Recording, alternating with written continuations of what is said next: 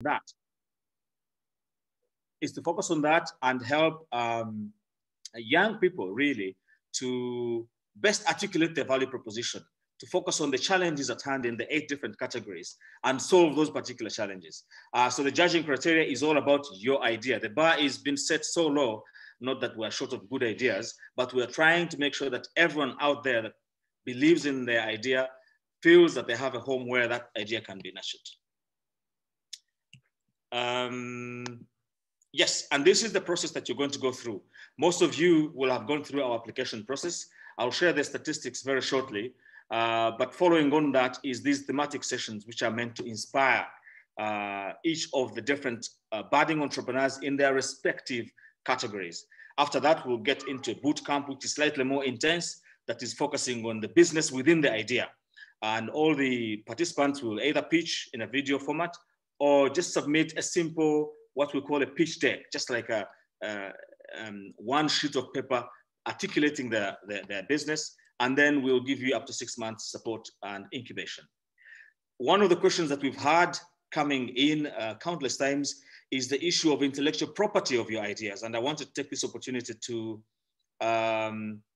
perhaps reassure all the, not just our development partners and support partners and implementing partners, but to reassure the participants themselves that have submitted their ideas that working with Hostelite, we have designed an interactive intellectual property and digital dashboard, which we actually believe is the first of its kind within this ecosystem of entrepreneurship facilitation, where your ideas are essentially protected. I have blacked out some of the key information for data protection purposes, but there is a dashboard that has a track record and a trail of everyone's participation from when you signed up to how your idea looked like when you submitted it, and along the way, any changes that you make will be captured.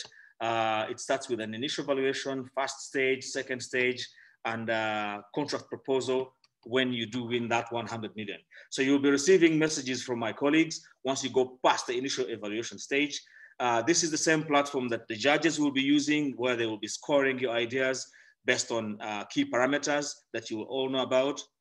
The facility has a very interactive landscape where you can send messages. It even has things like emojis. We know young people like to do that a lot. You can schedule activities with your mentors in forms of calendars. You can attach things, including videos and so on and so forth. So it's a fantastic platform. I would encourage everyone who has not logged onto it to please go ahead and log onto it. Or if you are having access issues, by all means, send us an email and my IT colleagues will look into this. I mentioned earlier in terms of the numbers that we're seeing. I've been involved in youth and youth entrepreneurship projects, but I don't recall running a call that has been as this successful. Young people are clearly very hungry and thinking about enterprise and entrepreneurship. We've had, as per Friday last week, over 2,588 ideas submitted, and that number, the last I checked, had actually gone up. We do have a small issue though, and I want to take this opportunity maybe for any listeners out there that we're seeing less females. Most of our sisters are not applying in the numbers that we expect them to, because the academic literature suggests that our sisters and mothers and females are actually more entrepreneurial. Ugandan women are more entrepreneurial than men, yet somehow we're seeing the male side of this applying more. So we would like to really reach out to females in particular to apply these opportunities. I know that... Dennis, yes, Dennis, yes. That is Paula's fault. She's not working hard enough to bring in the women. We blame it on Paula. To be fair to Paula, she's done her best. We've engaged some influencers to help us do that. This has baffled me, even myself as a researcher in entrepreneurship. You will have seen Global Entrepreneurship Monitor reports and others. For the number to not even be half, I don't know what it is, whether it's a lockdown effect, but we need to look into this. And I would encourage all our panelists and viewers out there. I know Madame Elsie at UNDP is very passionate about engaging females. So this number has disappointed me, but we're doing our best to rally young people. The other interesting statistic is that most of the young people that are applying for the Youth Ideathon are actually in school. Fantastic future for a country like Uganda, one of the youngest populations in the world And not surprisingly, the vast majority of the applicants are from school. So this should help us to inform some of the interventions, maybe for the benefit of our panelist, Mr. Kabushenga, when we are talking about skilling young people. And I think we tend to be firefighting, dealing with the situation out of school, yet really what we ought to be doing, I think if this data is anything to go by, is to deal with the problem at source. Some of the other interesting statistics that we're seeing is registrations by region. And the Central, perhaps not surprisingly, is sending more people to the Youth Ideathon, followed by Western, Eastern, and disappointingly the North. We picked up this data a couple of weeks ago, and we've done every effort to engage our colleagues. Dennis, I can tell you why. It's just an issue of connectivity. I think the connectivity, because a lot of this stuff is going on online. A lot of the audiences that are engaging with you are online, and therefore they're in the Central region. Other areas out there, connectivity is a problem, and affordability then makes things worse. So sorry, go on. Yes, no, those are very timely and grateful interventions in terms of suggestions on how to do this thing better going forward. But just like the gender issue, we picked this one up a couple of weeks ago, and our efforts even get on things like radio to try to reach that last person in all these other regions has not delivered a significant increase in these numbers. But rest assured, all the listeners, that we are really a national, we have a national agenda. We don't want to leave anyone behind. What has surprised us, though, has been the Ugandans in the diaspora. Quite a number of Ugandans in the diaspora are very keen to participate in the Ideathon, which we thought was fantastic. And there are opportunities for people to collaborate. You know, once you've traveled, maybe you've seen some idea in the West or wherever you are that you think might help Uganda, and you work with one or two individuals here to make that happen. So we encourage all Ugandans, regardless of where they are, to participate. The other interesting statistic is the registration by sector. Mr. Kabushenga, and perhaps all the panelists for that matter, would be excited by the trend. Agriculture is pumping in the Ideathon more ideas than all the other sectors. The other category is those who are submitting more than one idea. My colleague Jimmy, who I'm sure is on the line, was looking at this data last night, and it has a normal distribution.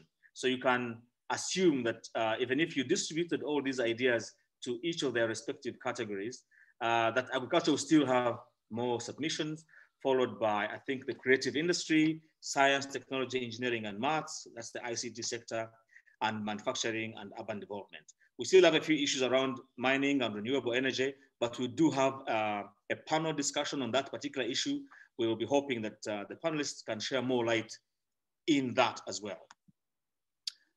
Just briefly to thank all our panelists, really, for sparing your time. No one is paying you for this, so we are very grateful that you continue to do your respective work in supporting our youth and even some of us to be entrepreneurial within the agricultural landscape. And our support partners, there's quite a number of them. I probably won't go through them all, but each of these partners is delivering a specific task to support the Ideathon. For instance, Paula Mugisa from TESA Advisory Services. Most of you panelists will have been aware that TESA has been the one which has been coordinating all this. So very grateful to TESA Advisory Services. We've worked since 2015 with Makerere University, and our partners, Makerere Innovation and Incubation Center, will be supporting us with incubation. The Innovation Village, Startup Africa, Innovate Labs Africa are helping us a lot with ensuring that intellectual property within all your ideas is secured. Penda Capital, I think the capital bid speaks for itself, and Celeste Media, who have been coordinating all our media efforts. Perhaps one last thing to mention is that we do have sign language colleagues who are on standby. So as the panelists speak, there will be a sign language person helping you to best understand what the panelists are saying. So if you know anyone that could have signed up but was not sure how to do so because they needed sign language, we provided for that, and for that we're very grateful. The other people I cannot fail to thank is the UNDP Accelerator Lab team. They know themselves by name. It's quite a huge team. I can't go through them all. Innocent, Hadija, Deborah, Bana, and all. Grateful for your ability to enable us to pivot in an entrepreneurial way even as lockdown is happening and we had to move things about. So we're very grateful for all your support. And of course, to our resident representative for her continuous support to our programs, not just about the Ideathon, but other things around the Youth for Business. Thank you very much. I hand over to yourself, Mr. Kabushenga. Thank you. Okay. Thank you very much, Dennis, for the, oh, now I'm getting, somebody's playing around with the technology. I need to remind you young guys that I'm actually quite, it's moving videos. I think that's Abunyang. Abunyang, you're playing with my mind. Let me first ask Paula. Paula, do you want to say anything to the guests, to the audience before the panel actually gets started? Do you have a special message? Thank you, Mr. Kabushenga. No, not really. It's really just to thank you and the rest of the other panelists here. I'm very excited for the conversation. And I really, maybe just one thing is to encourage the panelists, especially those who are going to apply or are yet to apply or are refining their ideas in the agriculture space, to really pay attention to this conversation so that they can have a better chance of getting grant and funding support from this Youth Ideathon. Thank you. So Paula and Dennis, one last question from me to both of you. When we're done at the end of this conversation, what for you will amount to success? The two of you. Go first. I'm happy to go first. Awesome. What will amount to, what will determine as success is the attendees being engaged and asking a lot of questions and using this opportunity to have all of you here, and maybe even giving us some feedback about whether their questions have been answered and whether they have a better handle on their ideas and their dreams and businesses and plans. Thank you. Okay, Dennis. Thank you, Robert. Mine is really that the purpose of the thematic sessions was to inspire. And that's why we, because often you sit on a panel and there are experts from different areas, and sometimes the message gets lost. So that's why we've had them thematically sessioned. And I hope that someone who listens to this will leave an inspired individual to go and do their agriculture in whichever sector they are in, whether it is beans, whether it is coffee, whether it is whatever it is, but think about agripreneurship, kind of. But we will be here, as I mentioned earlier, 1 hour after this session has lasted. We'll stay back. I can see some of my colleagues from the UNDP will stay back and respond to some of all the questions. Yesterday's sessions were fantastic. Young people were asking loads of questions. I can see we're already in 300 people already. So I'm looking forward to answering lots of questions today. Thank you. So I thought that both you and Paula had great respect for me. So instead, you've thrown me in the deep end to be embarrassed. So if this session doesn't have a lot of questions, it's down to me being a problem. Okay, so okay, so I want to start with Nabasiri. Is she there? Nabasiri, are you there? Mr. Kabushenga. Yes, Mr. Kabushenga. Hello. Oh, aha. Yes. You know, it's so nice to see you. Thank you. You know why. You know why. Yeah, it's so, I know. aha. Yes, And sure. that's the reason I want to start with you, actually. Because okay. I think I visited you about 2 years ago. I think it was. Yeah, sure. And you told me the story that got you into farming. Yeah.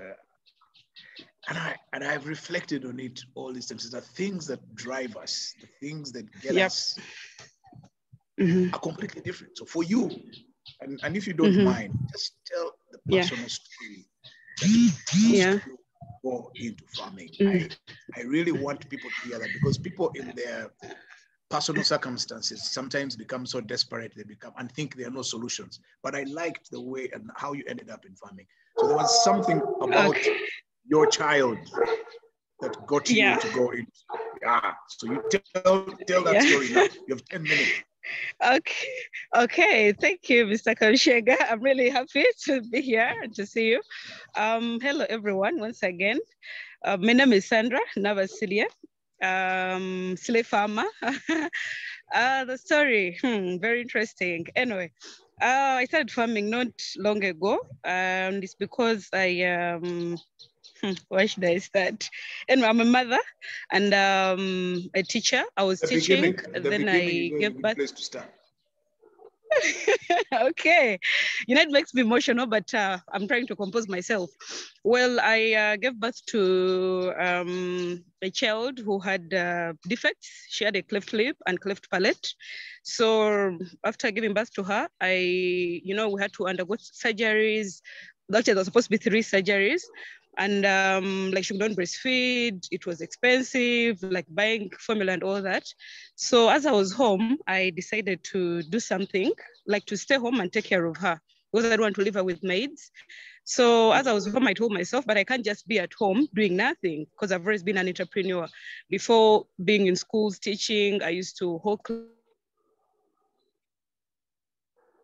at campus and all that. So I was like, I can't just sit home and do nothing. Let me maybe engage in something here, probably farming.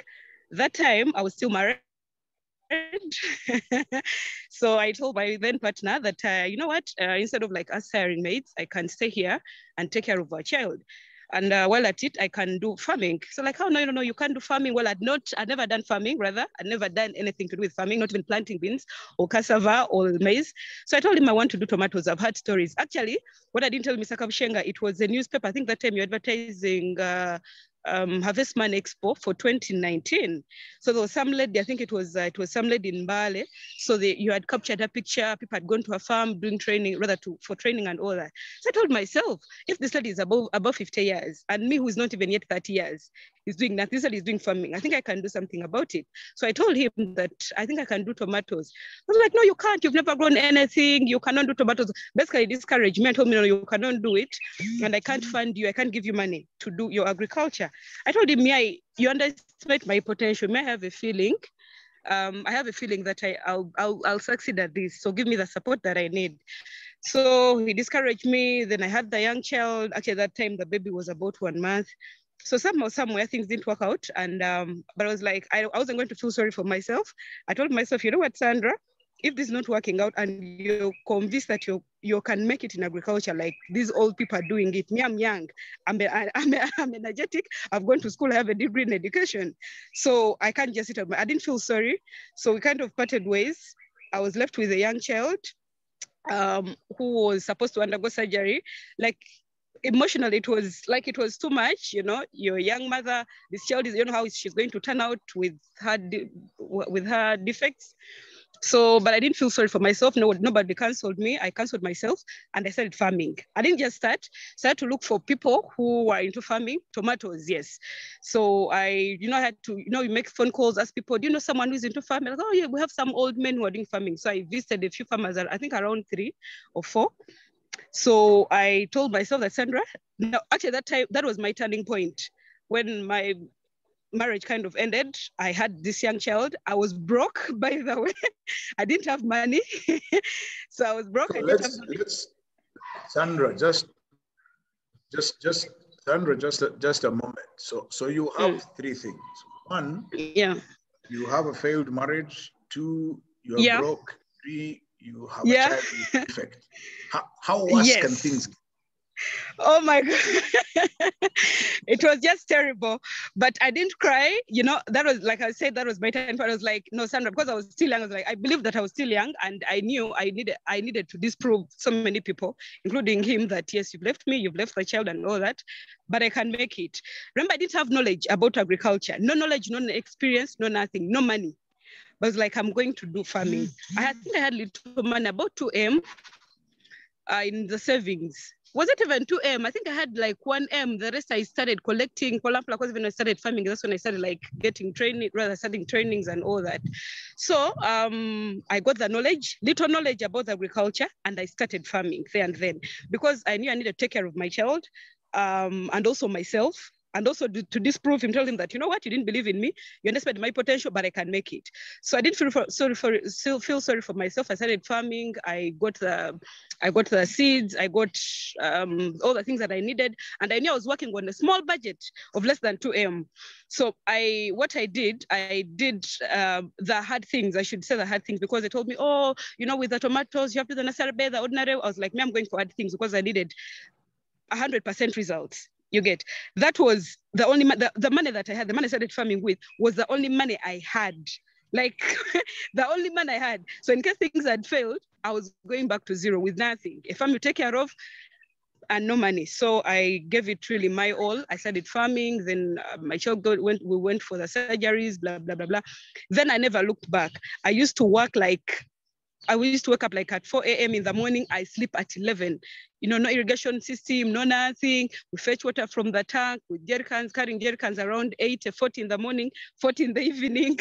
Like it was really hard, but it pushed me to be a person I am today.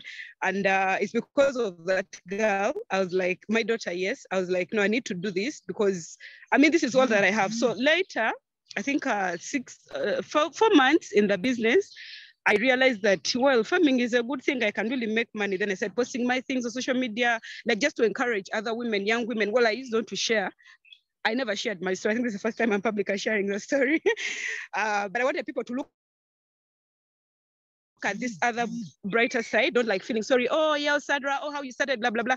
I wanted them to relate to the positive side. So I realized that there are so many young girls who probably want to engage in farming. They don't have the skills. Do it, or you'll not make it, or like there's so many hindrances. Girls who are in marriages and their men can't support them. Then also those probably who are with their parents and the parents think they can't make it, or agriculture is for the old, agriculture is for those who have failed to make it in life.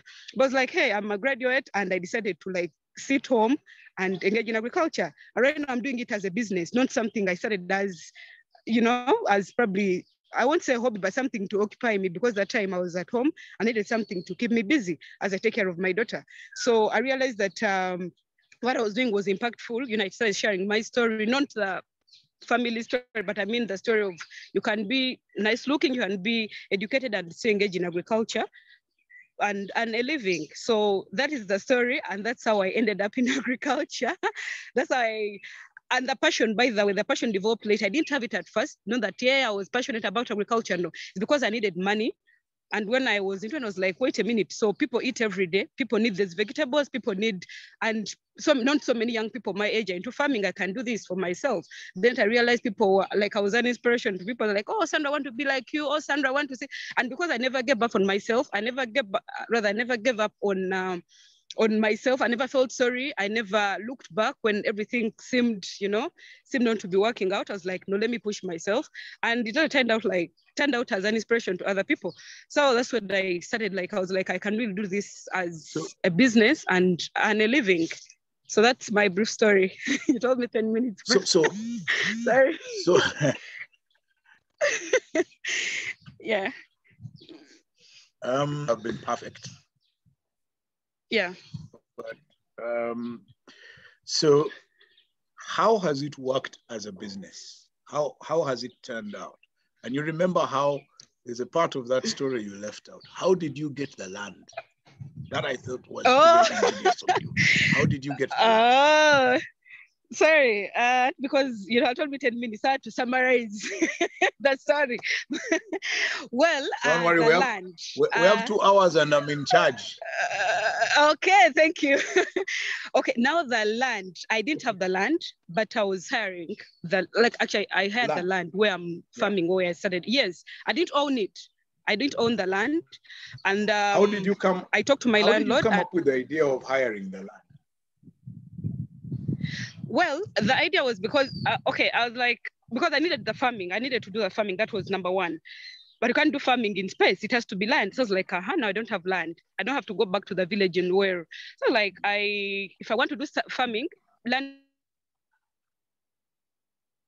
should not be a limitation. It was never a limitation to me. I was like, if I'm in town, because I stay in Nabingo, if I'm in town, I can talk to my landlord. I mean, there is available land here. I can talk to my landlord, and I start farming. Good enough, she was good to me. And I was like, no, it's okay, it's okay. You can do your agriculture from there. Because before even thinking about getting the land, I got the idea of farming.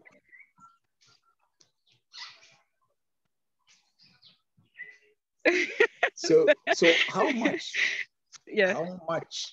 How much quantity in tomatoes are you producing, and what's the market looking like, and how have you gone about building the business? Oh, okay. When I started, it was close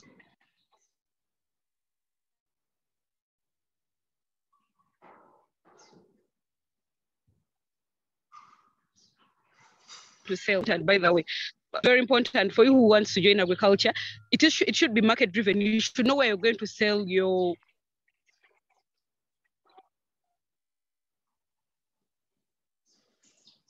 products or your produce. I think I can sell to my neighbors here because we're facing a problem of accessing groceries, vegetables. You have to go to Nabingo, the main center. So you need to know where you're going to sell your products or your produce. You don't just engage in agriculture for the sake, oh, I'll look for the market once my tomatoes are started fruiting or when they started ripening. You need to know the market. It doesn't matter the number of customers you have, as long as you have an idea of where you're going to sell. Me, I had my neighbors in mind. I was like, I'll say to my neighbors. So, but I mean, I had this whole garden about close to 1 acre, and they could not consume everything. So that's when, okay, I was like, I'll sell some to them, then I go to the main markets. So at first I used to go to Nabingo Trading Center, I get vendors from there, then also I went to Kalere, then also, we know, like that. But I had a starting point. Those were the neighbors. So you didn't have the money. How was it to hire the land? Sorry, someone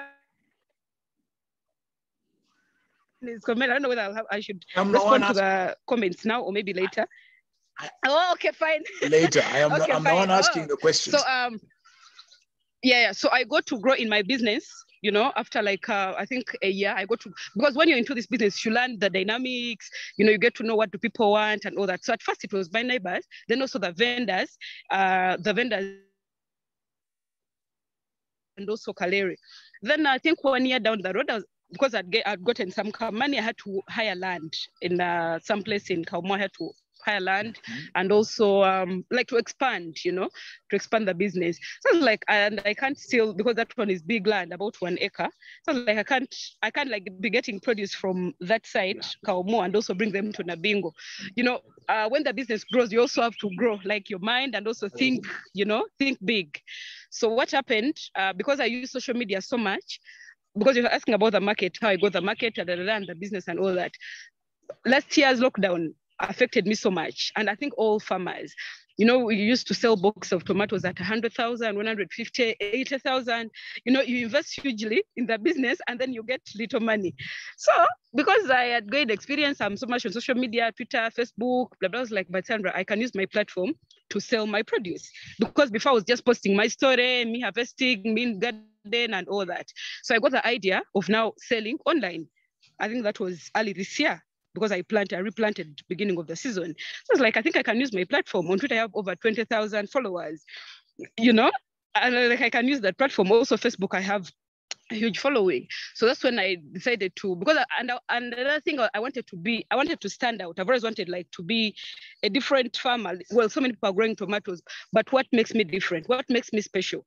You know, that's what I realized. I was like, Sandra, you don't need to be like any other ordinary farmer. Like if those farmers grow their tomatoes and go in the market, call vendors to buy from the garden, I need to do something different. I needed to earn more money. You get? So that's when I was like, I think I should use my social media. Now I started the deliveries this year. You know, I was like, no, I should use my platform because not all farmers do what I do. You know, I was like, I need, how should I? Because it's all about making money. This is not just about growing tomatoes. And I mean, you should be able to.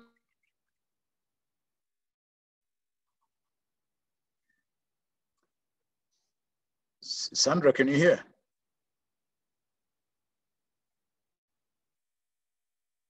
I think we've lost her. Yes, so I think one of the things that we need to alert our 382 participants. Yeah, Sandra, we lost you. Are you back on? Yeah, I'm on. Can you hear me? Hello? Okay, yes, we have you back. Let me just get, yes, we can hear you.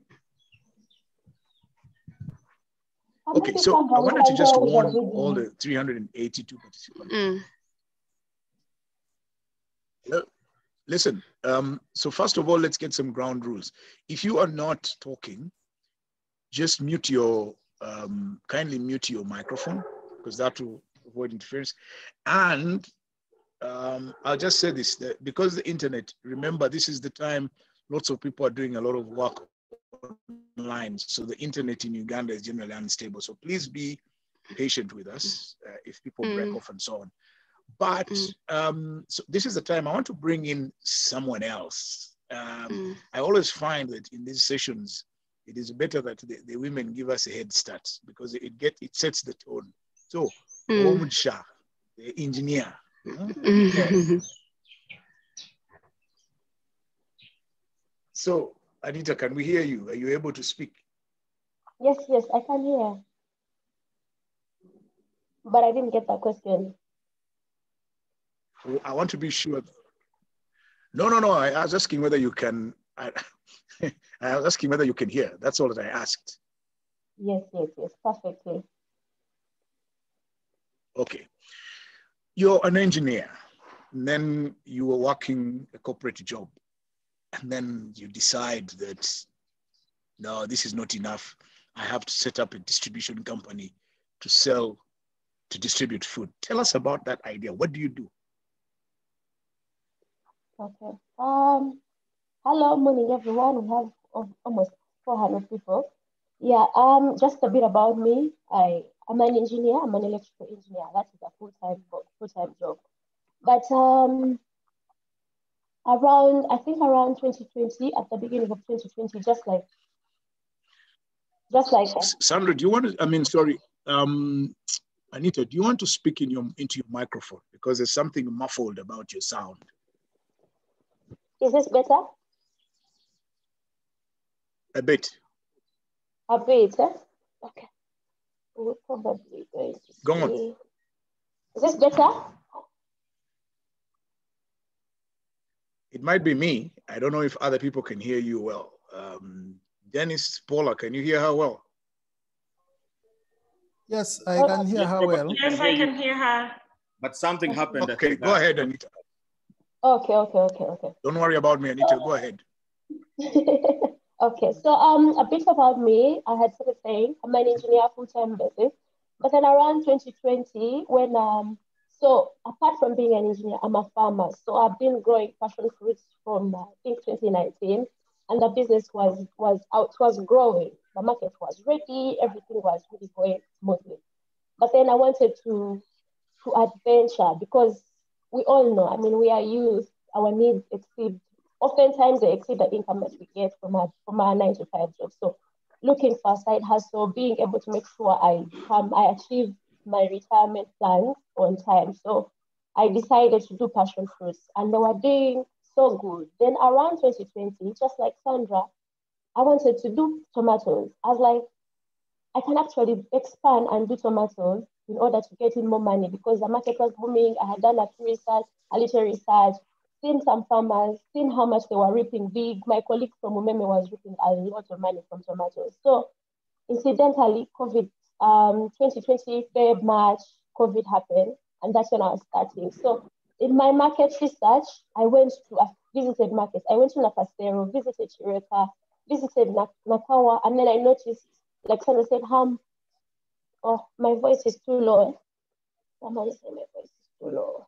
Okay, let's do this. Let's just get rid of this. But I'm hearing you well, eh? I've seen someone send in the chat saying my voice is too low.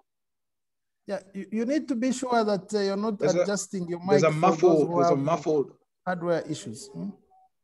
Okay, I think I'm just going to get rid of No, I think the problem is the voice is it's as if she's far away. Okay. Anita, just talk. Don't worry about the technology. Just talk. Okay. We'll leave that to Abunyang. Let him sweat that out. Okay, Anita, just try to speak up louder. You just increase the volume. Is this better? I'm going to just yell. Yes, please continue. Okay, so just continue, Anita. In my attempt to actually expand my farming and everything, I noticed how much the farmers were suffering. I visited a farmer in Lugazi who was harvesting a box of tomatoes previously at 500,000 and was going to get 120,000. So for me, that was heartbreaking. I was like, no, we can't be doing the most of the work as farmers and we are getting so little. Then also I noticed people in the markets now they mark up and they make a killing from the energy of the farmer. So for me, that was it. I was like, no, we can't be doing this as farmers. So what happened around that time, what I envisioned was not to do an online something because I didn't think it would work as much, but then because I wanted to do a physical setting where people can come and buy. But then I noticed that trends are changing. People are no longer moving. COVID had happened. People are locked down.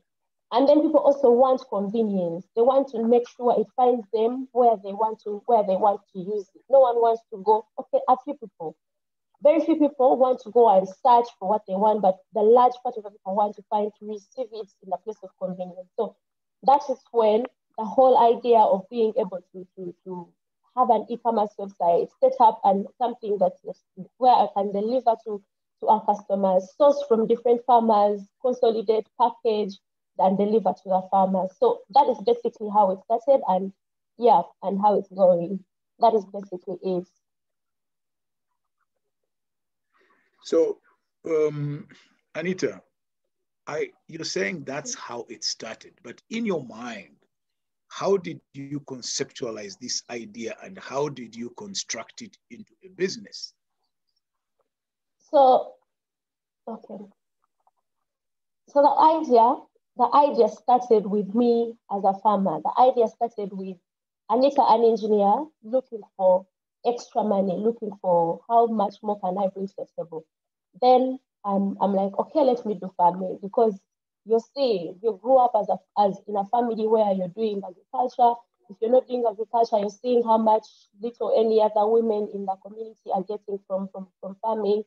And then I was encouraged, I'm like, okay, let me do farming. But the whole point where I thought about it, moving from the traditional way of doing things and conceptualizing it into a structured business was at a point where I needed to meet a society gap where I was like, how is it that I can't have a farmer get their produce delivered directly to a customer? How is it that we are still struggling today as farmers to get the best out of our produce? So that's the point I started to think differently. And all of it came up with because of COVID, because of constraints of COVID. COVID made everything be like, if you're vampires, then everything was heightened. You're thinking about things in a different way. And so I started thinking in the non-orthodox ways that were actually happening. And that's when the actual business of Rotan Food became conceptualized and started being implemented. Yes. So how does it work? Okay. So what Rotan Food basically does, we want to make sure that we have a farmer and a customer meet at a certain point directly. Let's middleman everything and making sure that we ensure the value proposition is to make sure that the farmers get the best out of their produce, and the customers to make sure they get the best they get convenience as they're paying for the convenience and the quality and making sure everything is received on time. So what Rotan does is we get produce. Some produce from the markets already delivered in Kampala, then other produce directly from the farmers, some in Kabale, others in Zirowe, around Kampala. So we get the produce, package it, sort it, and deliver it to customers. All this is facilitated by our website. So through the website, customers on the front end make their orders, receive their orders, process their orders, and then it informs the demand that we have, and then we deliver according to the different customers in Kampala. That's basically how it works.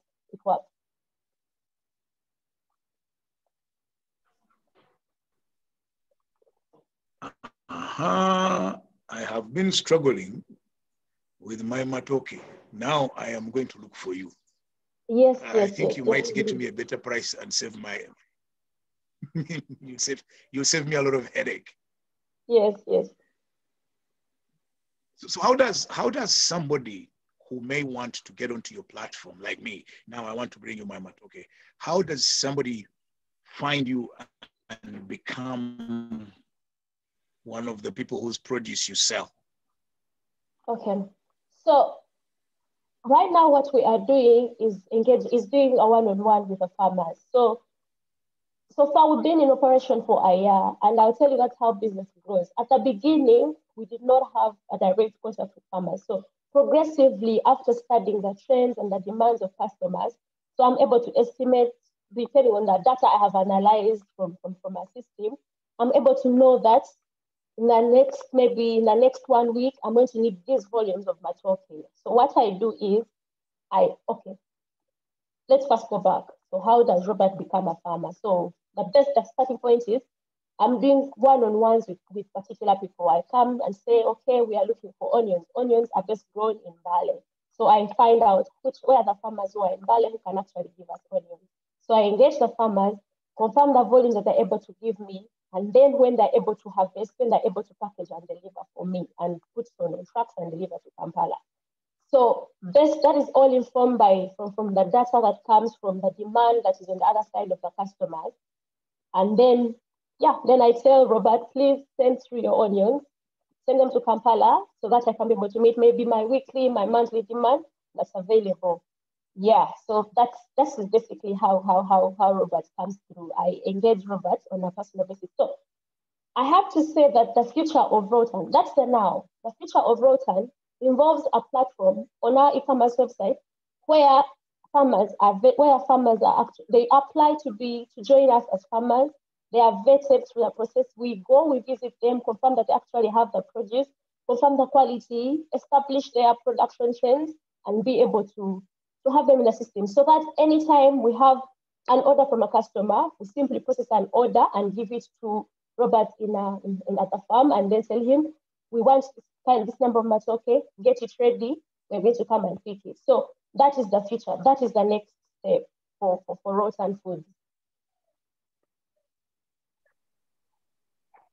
Okay. Otim, are you there?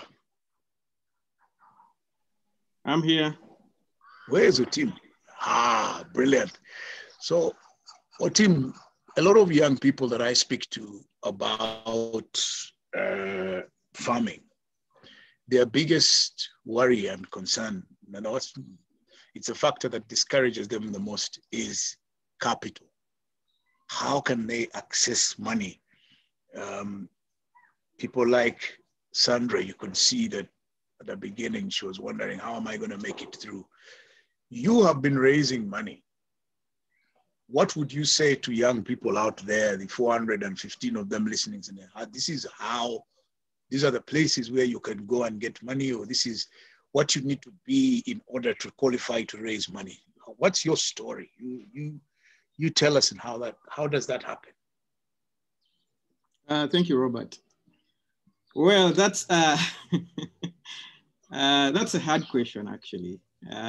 Raising money isn't, as easy as it seems. I think a lot of people here are quite aware about that. I think that the easiest way to raise money is to have a good idea at the start, and when I think about agriculture, agriculture for me isn't just about tilling the land. It's also about, providing services. And for me, that's what I realized, when I, started my journey towards agriculture. I realized, and I grew up on the farm. I was raised by, a single mother on the farm. And I was involved in tilling with my mother. So a lot of what I have done with my business, a lot of my inspiration actually came from that. But instead of, taking the direction of tilling the land, I focus a lot more on what the actual challenges were that people like my mother were facing. And that for most of them, it was really access to capital. My mother comes from a place where, there are no banks. traditionally, when you think about accessing capital and money, you know, we obviously think about banks. And, you know, that wasn't a privilege that my mother had. You know, it's about 50 kilometers. The closest bank branch to where my mother lives is about 50 kilometers. And that's not to, and that's just one aspect of it. There's lots of other things. You know, there's the bureaucracy with the banks. There's the fact that my mother had no collateral and didn't really own the land that she used to till at. You know, the land is customary and she has no land titles and things like that. So, you know, she doesn't really qualify for, you know, capital from a bank. But what did my mother do? You know, what kind of mechanisms, you know, did she use to access capital? My mother belonged to a savings group, you know, or what you would otherwise call a SACCO. And SACCOs, you know, people self-organize themselves and they start saving money together. And from that pool of funds, they start to lend each other. And, you know, many years back, you know, SACCOs was probably a new term for most people, but now it isn't. You know, SACCOs have taken all kinds and all forms and shapes. You know, you and your colleagues at work, you know, you're now saving money together from your monthly earnings. And from that pool of funds, you are able to access affordable credit. And you and your you know, siblings, you're saving money together for a Christmas party. That is a savings group. And, you know, all shapes and forms of those kinds of entities, but SACCOs have actually grown a lot of momentum. You know, there's, you know, at least 6,000 SACCOs in Uganda, you know, over 18 million people that belong to some form of SACCO. And, you know, SACCOs have grown from just a small group of people to actual formal financial entities. You know, they have an office, they have branches. Some of them are serving, you know, 20,000, 30,000 individual customers, and they're providing banking services. The advantage being that, you know, they are community owned and they provide affordable capital. So for me, the first, you know, advice would be that we all, if we are getting into agriculture and farming, we all need to belong to some kind of savings group or some kind of SACCO. But that's one part of it. For my business, I wouldn't say that that's where I've accessed capital. So I run a tech company. You know, I provide digital solutions for SACCOs and savings groups. We digitize the way that they operate and run their business and operations, and, you know, just allow them to be able to use modern technology, you know, to provide financial services more efficiently. And, you know, we've helped SACCOs such as my mother's SACCOs do that, you know, in a much better way, and even be able to attract additional capital from other partners. But I have raised capital from investment. You know, I have been able to pitch my business to other people that, you know, see the vision, see the idea, have bought into the my long-term goal and vision, and see that this is a profitable venture, and have invested their own personal money. So, you know, I've been doing that since, you know, the company started in 2014, but I started actively raising capital in 2017. And we've raised, you know, over $3 million in capital over the last few years. And a lot of it has been, you know, mostly from investment capital. And a lot of that investment has been foreign investment, partly from grants. So what have you done with that money, $3 million? What have you done with it? I've used it to grow the company. We started with no customers. We have now over 200,000, you know, paying customers on our platform. I've used it to grow my customer base and to generate more revenue. Mm. What do you do for your customers in your business? So my customers are really SACCOs and savings groups. Those are the people we serve. And of course, those people work with smallholder farmers. So we provide digital banking platforms for them so that they don't have to rely on paper and cash to manage their savings and loans. We just give them alternative ways to manage savings and loans using digital platforms. And that's what we do for— What is a digital banking platform? So think about, you know, if you own a bank account, You probably have downloaded bank app that you use to interact with your bank. You log in, you check your bank statement, you're able to transfer money, you're able to apply for a loan digitally. We've taken that experience that's been a privilege for people that have access to formal banking. We've transferred that experience to SACCOs and savings groups. So now my mother in the village that doesn't own a bank account can do the same exact things that you do here with your bank account. They can log into their SACCO account digitally. They can view their SACCO statement, transactions. They can apply for a loan. They can deposit money using mobile money. They can withdraw money using mobile money. They can get a digital loan credited to their mobile money account. They can pay back. And their SACCO doesn't have to deal with all the pile and paper. They can manage all the records, my mother's financial records, using a digital platform. So, Otim, as I said, there's 430 young people now out there watching and listening to you. Some of them probably in technology and wanting to come up with ideas which they can pitch. What does it take to be Otim? Yeah, so I think first of all, a lot of times when you talk about agriculture, and I'm sure there are people that should have been on this call, but simply because we mentioned, this was about agriculture, some of them thought this wasn't the place for them. I think there's a big misconception that agriculture is really about tilling the land. It's about planting tomatoes, it's about planting grain. It always doesn't have to be about tilling the land. It could be about offering services, including technology. People like us that provide, software solutions for farmers or entities that work with farmers, we are involved in agriculture. And the truth is that a lot of young people now are online, they're tech savvy. A lot of them have ideas around technology solutions, and they want to identify with agriculture. And we need to open the space for them to participate. We need to encourage young people to adapt technology. And you don't have to be a software engineer. I am not a software engineer. I studied economics. For me, technology is just a tool. And I think young people need to start thinking about ways that they can utilize technology to participate in the agriculture value chain. So we need to encourage young people to do that. We need to accommodate those ideas. And I think that's what Nase is doing here as well. Accommodate ideas that utilize technology to support smallholder farmers. If you or Tim were to work with a young person and help them prepare a pitch for their idea in order to be funded, what are the do's that you would help them to make sure they put their pitch right? So the first thing I will tell young people, it's very easy to assume that, all you need is a good pitch deck, but it isn't. People, I've always told entrepreneurs that, a great business is 1% the idea, 99% the entrepreneur. People invest in people, if someone is gonna invest money in you, they invest in you because they believe in you.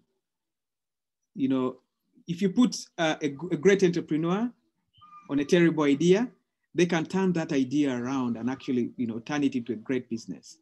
If you put a terrible entrepreneur on a great idea, they can kill that idea and no great business will emerge out of it. So I always tell, young entrepreneurs and emerging entrepreneurs that the first step towards raising capital and getting people interested is investing in yourself. You need to be the expert in the idea that you have. You need to be able to sell that idea and to let people believe in you first before they believe in the idea. The people that have invested in me have not necessarily invested because I have the most brilliant ideas. There are a lot of other people out there with better ideas than I have. They have invested in those ideas because, one, I have demonstrated that I am fully invested in this, that I understand the idea, I understand the opportunity, I can clearly articulate how I will grow this and make money for the business and for the investor. And the pitch deck really kind of relates, your thinking process as an entrepreneur. The way you think, that's what you put on the pitch deck. But the other thing that you really need to do is to be able to be as organized as you can be, because pitch deck is one thing, but no investor is going to write you a check simply because you've shown them the pitch deck. The other things that they're going to be looking at, they're going to be looking at your financials. You know, do you have clearly documented financials? You know, historical financial records. Can you project your financials forward? You know, what's your team? You know, can you articulate, you know, how good your team is, the people that you're working with? Are they good enough to be able to grow this business? You know, what have you been able to, what revenue have you been able to prove something? Because people always want to invest in a business where, you know, you have actually made some money. So can you really demonstrate that you've been able to make some money? And can you demonstrate, you know, how you're going to grow your revenue over a certain period of time? So there are lots of things, you know, if I just started talking about it, it'd probably be 2 hours. But if I was to summarize it, it's the person, the entrepreneur, the qualities of the entrepreneur, how organized you are, make sure that all your documents, you know, are organized, your pitch deck, your financials, your customer profiles, and then, you know, thirdly, prove something, you know, have something to show, have a product, and have customers that have actually paid for it.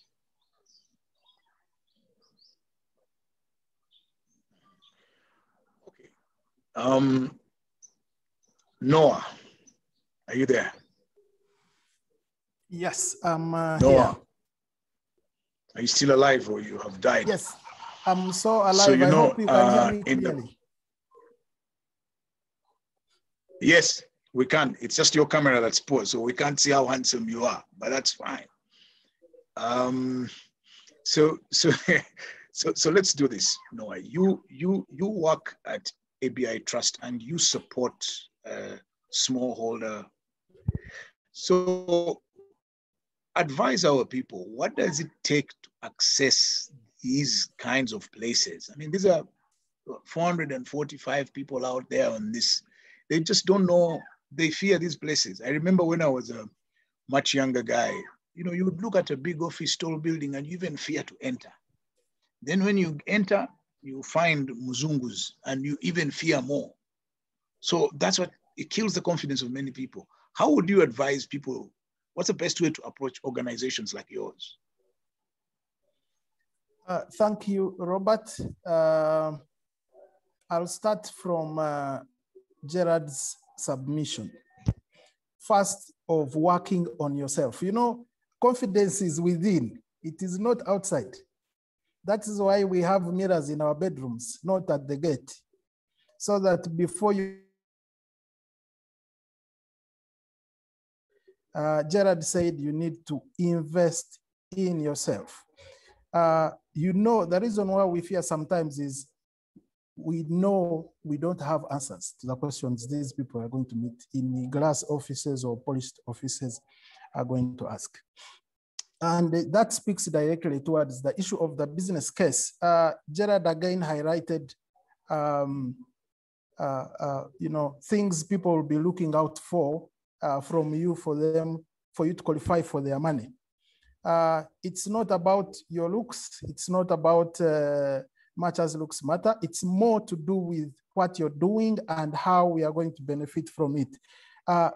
Any building you enter in to access money, be it ABI, be it FAO, be it a SACCO, be it a bank, you need to answer 3 things about your business and about yourself. And those are the ones people call business cases. They call all kinds of names.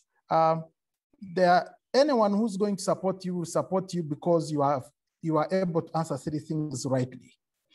1, if ABI is going to give you money, how is ABI going to benefit? Even if it is free money as a grant, ABI is getting money from either investors who need interest on that money or other donors who need accountability. That is better by giving you the money you're asking for. The question is, are you able to clearly articulate in terms of numbers, not Lugambo? You know, most people, you meet them and they start telling you, this is my passion. This is how I feel. That does not make your business live for the next 100 years. You must be clear in terms of, for example, the future. ABI, for example, being a social investor, is keen on how ABI will look by supporting you. So you must answer the question of how will ABI benefit from supporting you? That's why when we advertise a grant or a funding window, we are always saying we are going into coffee. It means there are things we've seen in coffee which need to be sorted. You go and sort them out at a profit as an entrepreneur. So you must clearly tell us what you want to, how ABI will benefit. Secondly, is you. You need to show us proof that you're clear, that the idea you're telling us to support you on makes sense. If as a business, for example, we ask you, where do you see yourself in the next 10 years? And again, you start putting feelings in the answer. The way I look at it, the way I feel, yes, feelings are important. But for example, we put those feelings in a business plan of 5 years. Have a strategic plan so that we can have, everyone will be able to see how you intend to grow and to support you. Because you see, when you say, I want to go to Kabale, the most obvious question that comes in your head is how many kilometers? What is the engine fuel consumption of the engine I'm going to use? And then, therefore, how much money do I need in my wallet? If your challenge is money that you want ABI to support you with, are you able to tell ABI the distance you want to cover, the speed at which you'll be running, and the engine size of the vehicle you're using, so that ABI is sure they are giving you the right support? If I give you half fuel that is not enough for your journey, you'll still not reach in Kabale. So as ABI will be concerned that we are supporting people who are not getting to where they want to go. So you must clarify from your business outlook where you want to go. And usually in the at least mid-term, 3 to 5 years, or even long term, it can be up to 10 years. So that must be clear. Otherwise, your story will not be interesting. The last thing you must be able to articulate is the beneficiaries. ABI, for example, is a social investor. But there are other issues now which have come, like climate change. Everyone who's supporting you is keen on seeing the effects of your business and business activity. If you're going to emit a lot of carbon dioxide or pollute the environment and your neighbors start dying, then whoever wants to support you may not be interested if they are keen on such issues. Because if your business is releasing toxic substances into the water or into the air or onto the land that are killing customers that are supposed to buy your product, then who will buy your product at the end of the day? Or if you're encroaching on land and evicting people, badly, then who will buy your product? So you need to answer those 3 things. How is the one you're going to support you going to benefit? That's one. If it is interest, you must show that you can pay interest if they are giving you a loan. If it is a grant, the grant always has objectives. Maybe they want you to support more women. Maybe they want you to reach more youth. You must clearly show that you have youth within your reach. Secondly, you must show that your business is in a jeraga. It has where it is going. It is just not, you're not going to get 1 billion shillings to just build apartments tomorrow and you quit agriculture. 4, or rather 3, you must be clear on how the beneficiary, final beneficiary, is going to benefit from whatever you want us to support you. So those are the 3 main things you need to be able to answer in your mind. Look at yourself in the mirror and then come to the funder. You will get money. So I really, Noah, I really like your response. And one thing I can't help but emphasize on many people is this thing of feelings. Please don't bring feelings to this matter, or matters of business and farming. Your feelings will be hurt because guys will tell you the things that will hurt your feelings. And then as a young person, you'll go away crying. And you say, those knowers, they are very bad people. They don't know that we youth are the future of the country. Who cares? No one does. So please keep your feelings. If it's an issue of feelings, you go and look for love. That's my advice to you. Go and look for love. But if you're looking for agricultural funding, spot on. Yes, no. You're spot on. I tell people, put your feelings in the business plan. Put them in the strategic plan, because your feeling is your vision. Your feeling is your mission. Write it down. Yeah. Then once you write it, you'll be prompted to write how you're going to achieve it. I want to have a PhD in the next 10 years. Good. I want to be the biggest exporter of passion fruits in the next 10 years. Good. Then I'll ask you, how do you plan to achieve it? By the time you answer all those questions, you have a fully fledged business plan with clear vision, mission, and objectives, with a clear HR plan, with a clear financing plan, with a clear operations plan, with a clear marketing plan. So feelings are welcome. Actually, that is the biggest thing entrepreneurs write down, but write those things down. By the way, everything that Noah has described is simply known as doing the work. Just do the work.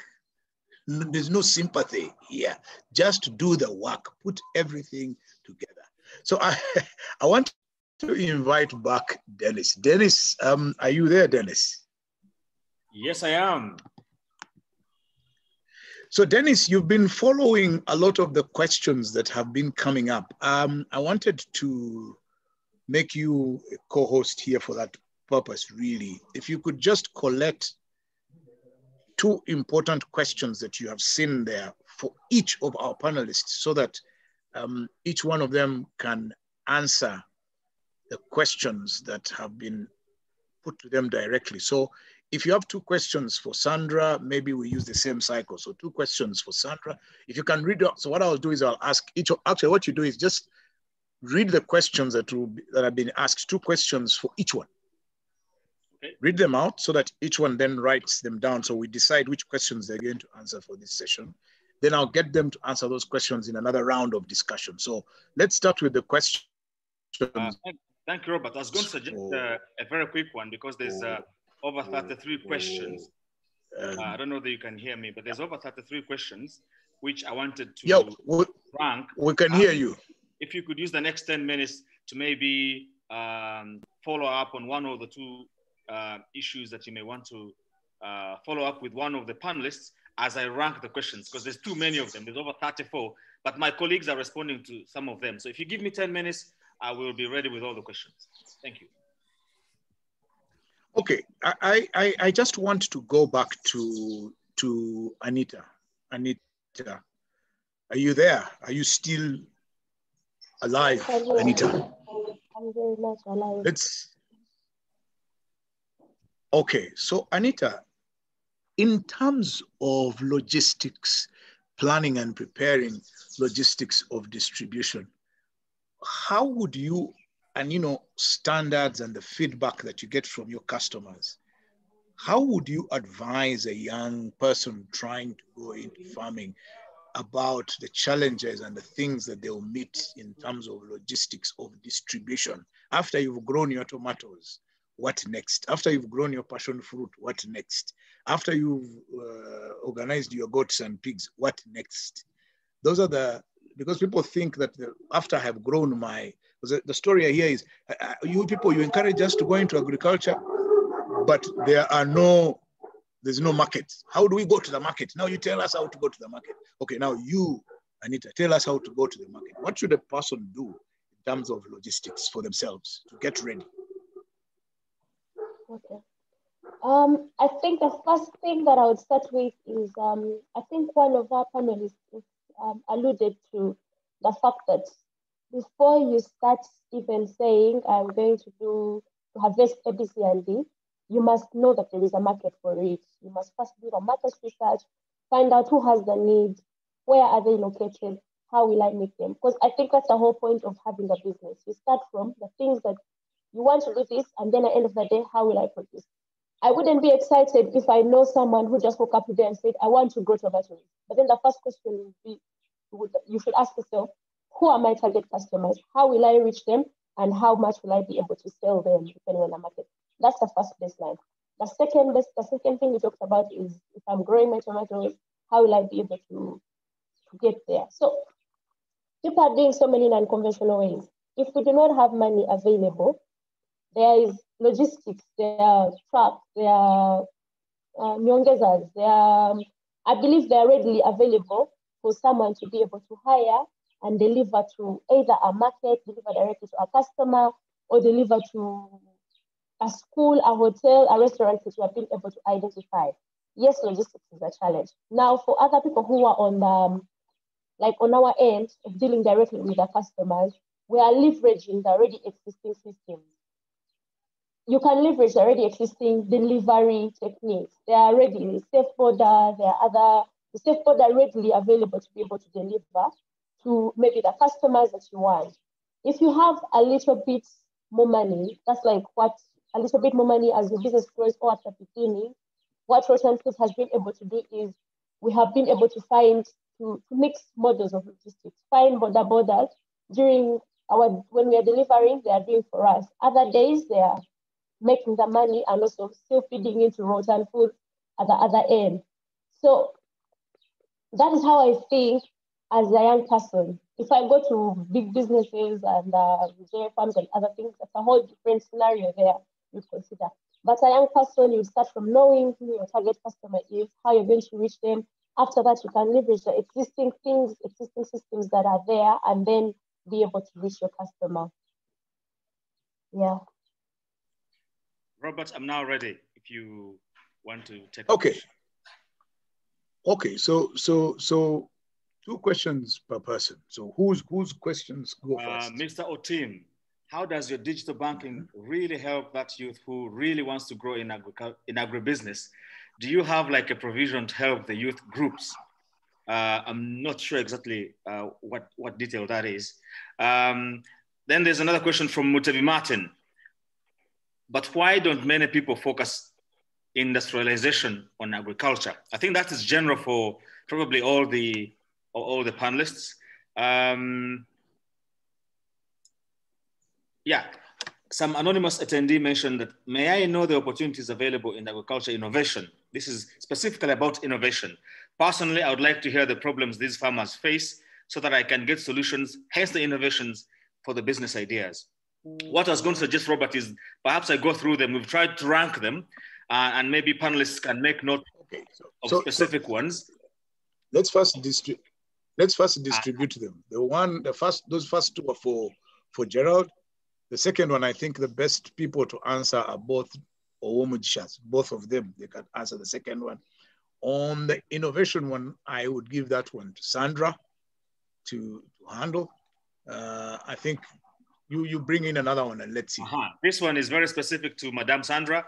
How did you raise up the savings of about 1 million in this current situation? And then there's another one for Sandra as well. Sandra said she didn't have the knowledge and skills in agriculture and farming. How did she get the knowledge and skills? This is a very interesting question because part of the whole ideathon has a skills component, and Ugandans, everyone keeps talking about skilling people. So this is a very interesting question, especially for young people. Then one last question. Yes. Yeah. Go on. No, yes, one from Guiri Oscar is saying, how did you transport your products?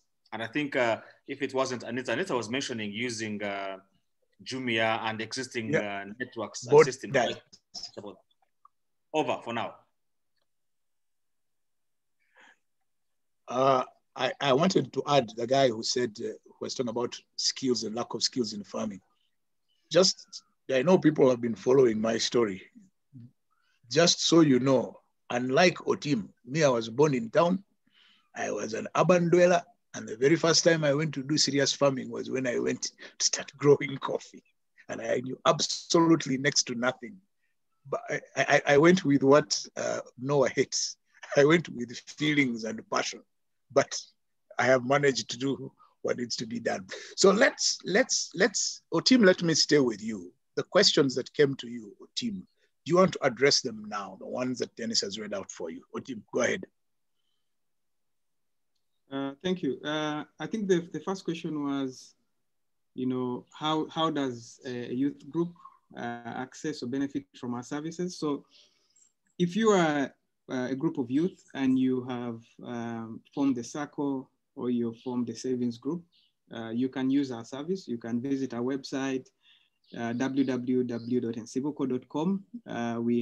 Our service offering is there, so you can request to use any of our available platforms. We have an application for savings groups, and then we have a core banking system for SACCOs. But if you are not in a savings group, or you are just a farmer and you want to still be able to use our service, we work with the Agriculture Insurance Consortium. It's a group of 12 insurance companies. We provide what we call index crop insurance. It's all digital insurance. So you can dial *284 *10#, and you can be able to subscribe for insurance. It's all digital, so no insurance officer will ever visit your farm. We use satellite, to monitor, your farm, and we are able to provide insurance cover. As minimum package is 30,000 shillings per acre, and we cover drought and heavy rainfall. And we cover all crops except commercial wood trees and sugarcane. So you can use our insurance service. You pay using mobile money. You get compensated using mobile money, and this is provided through regulated insurance companies. So that's what we are able to offer. Youth groups or different farmers that would like to use our services. I don't know if I got any other questions other than specific to me, other than that. A few other people, I think, were asking questions in regards to, yes, Robert? You can answer the ones that you saw, that people, if you saw any questions on the text and you want to respond, yeah, please go ahead. Yeah. So someone said, banks do offer, affordable credit already. Why should someone even bother working or trying to access credit through a SACCO? I think the question isn't credit, isn't interest. It's true. Banks. There is now a facility. It's called I think the Agriculture Financing Facility or something like that. It's a program through Bank of Uganda. Most banks participate in this program. They offer credit for about 12%. Uganda Development Bank also does offer credit for 12 or even less than that. The Microfinance Support Center offers credit for about the same rate. The problem isn't interest. The problem is how many farmers are eligible.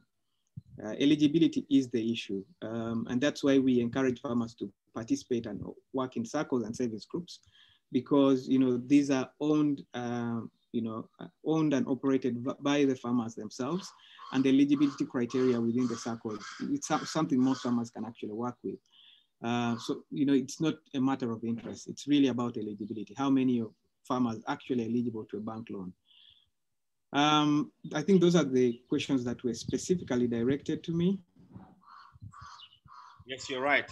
Sorry to jump in, Robert. Maybe for the benefit of the panelists, for all the questions that I've asked, I move them into the answered section. So in case you want to reference them, you're welcome to go in the answered section and they should be there. Over. Let me also, Dennis, take this opportunity to advise the young people, especially those 455 people who are on, that when you log into such meetings, please log on with your full identity and say who you are. Because if you are logging on as Galaxy A12 and you're asking an intelligent question and we can never trace who Galaxy A12 is, there's no investor who is going to invest in Galaxy A12 or Shanice PPQ. I mean, who really cares? If you're really serious about your business, when you come into meeting spaces like this, please come with your real identity. If possible, also put your photograph on the background. So me and Noah and Dennis, we can get away with these things. We're old, we have already done our things and people know us. For you, you're a young person, nobody knows you. So when you come into these spaces, you've been given access to these kinds of spaces. They're probably angel investors sitting quietly watching to see who has a brilliant idea. And you come with absolutely zero identity and nobody knows you. So please, I thought I should give that advice to people who are attending. please make sure your identity is visible and people can know who you are. Because if you ask an intelligent question, people will want to follow up with you. Sandra, where are you? Are you in the middle of tomatoes or what? Sandra? You know that Hello. Sandra may have gone to harvest tomatoes and we think she's still with us. Ah.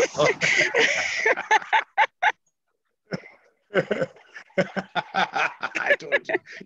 Yeah, tomatoes. Sandra, there were questions directed at you. Yeah. Please answer them. Okay, thank you. We'll start with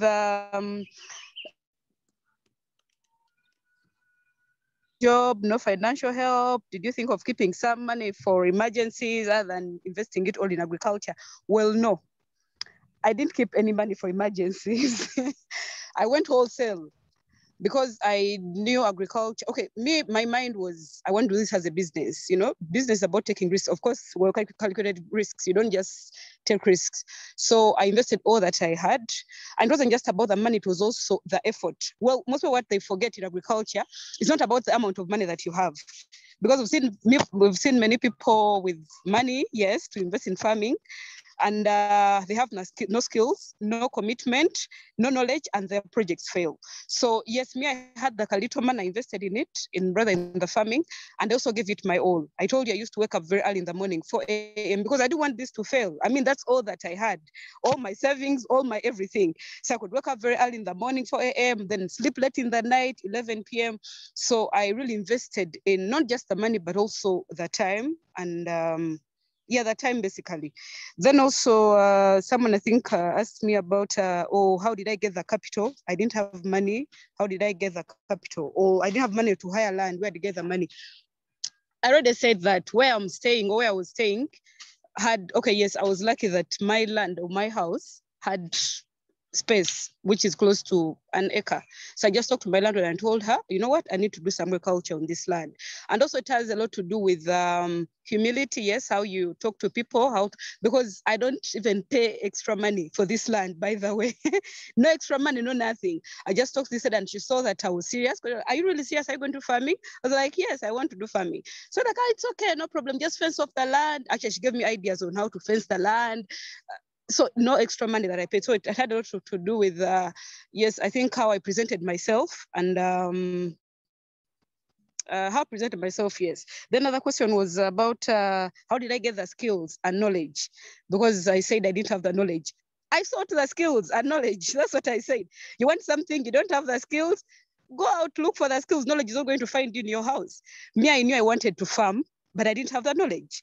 You know, and that's why I said I tried to like consult, you know, how your friends, do you know any farmers in my area? Do you know someone who has done tomatoes? I researched, and I didn't follow social media so much when I was starting, because most people on social media are not what they put there, you get. So me, I wanted hands-on farmers. Well, the people are like, oh, you go on YouTube, Manya. I was like, no, I don't want YouTube, I want hands-on farmers. So I sought the knowledge. I left my comfort zone, I left my home, went to those farms, went to those farmers. Rather, I met some guy in PG, I think another one was in Butambala. Yeah, then the rest were just on phone. Hey, they told me you do farming, you do tomatoes. Can you please help? Can you equip me with some knowledge? Something like that. So I didn't have the skills and knowledge, but I sought it. So you don't wait for knowledge. You have to go out and get the knowledge. The another question I think was, someone said biggest consumers of tomatoes are not on social media. So how do I get how do I get those customers? Yet I said I use social media. Well, who doesn't eat tomatoes? Like everybody eats tomatoes, you know? So me, I said social media is because that is my space. Like that's my space basically. And I'm sure that this is a digital era with, and actually when I was starting, I didn't, I think I mentioned it that I didn't look at those big customers on social media. It was my neighbors. So with farming, it has to be market driven. You don't make a mistake of growing your tomatoes and then I'll look for market when my tomatoes start ripening or when they're fruiting or when they're flowering. You need to, otherwise you're going to fail and you're going to be frustrated. Those people you're going to hear saying, oh, Bananga, I grew tomatoes, oh, I made losses, oh, no plan at all. know your target market, and also know where you're starting from, such that in case actually it's that is going to push you to get more customers. So for the social media, everyone uses, everyone eats tomatoes, like everyone eats tomatoes. Why use social media? Because these days people are so much on social media, doing nothing and also doing something, yes. So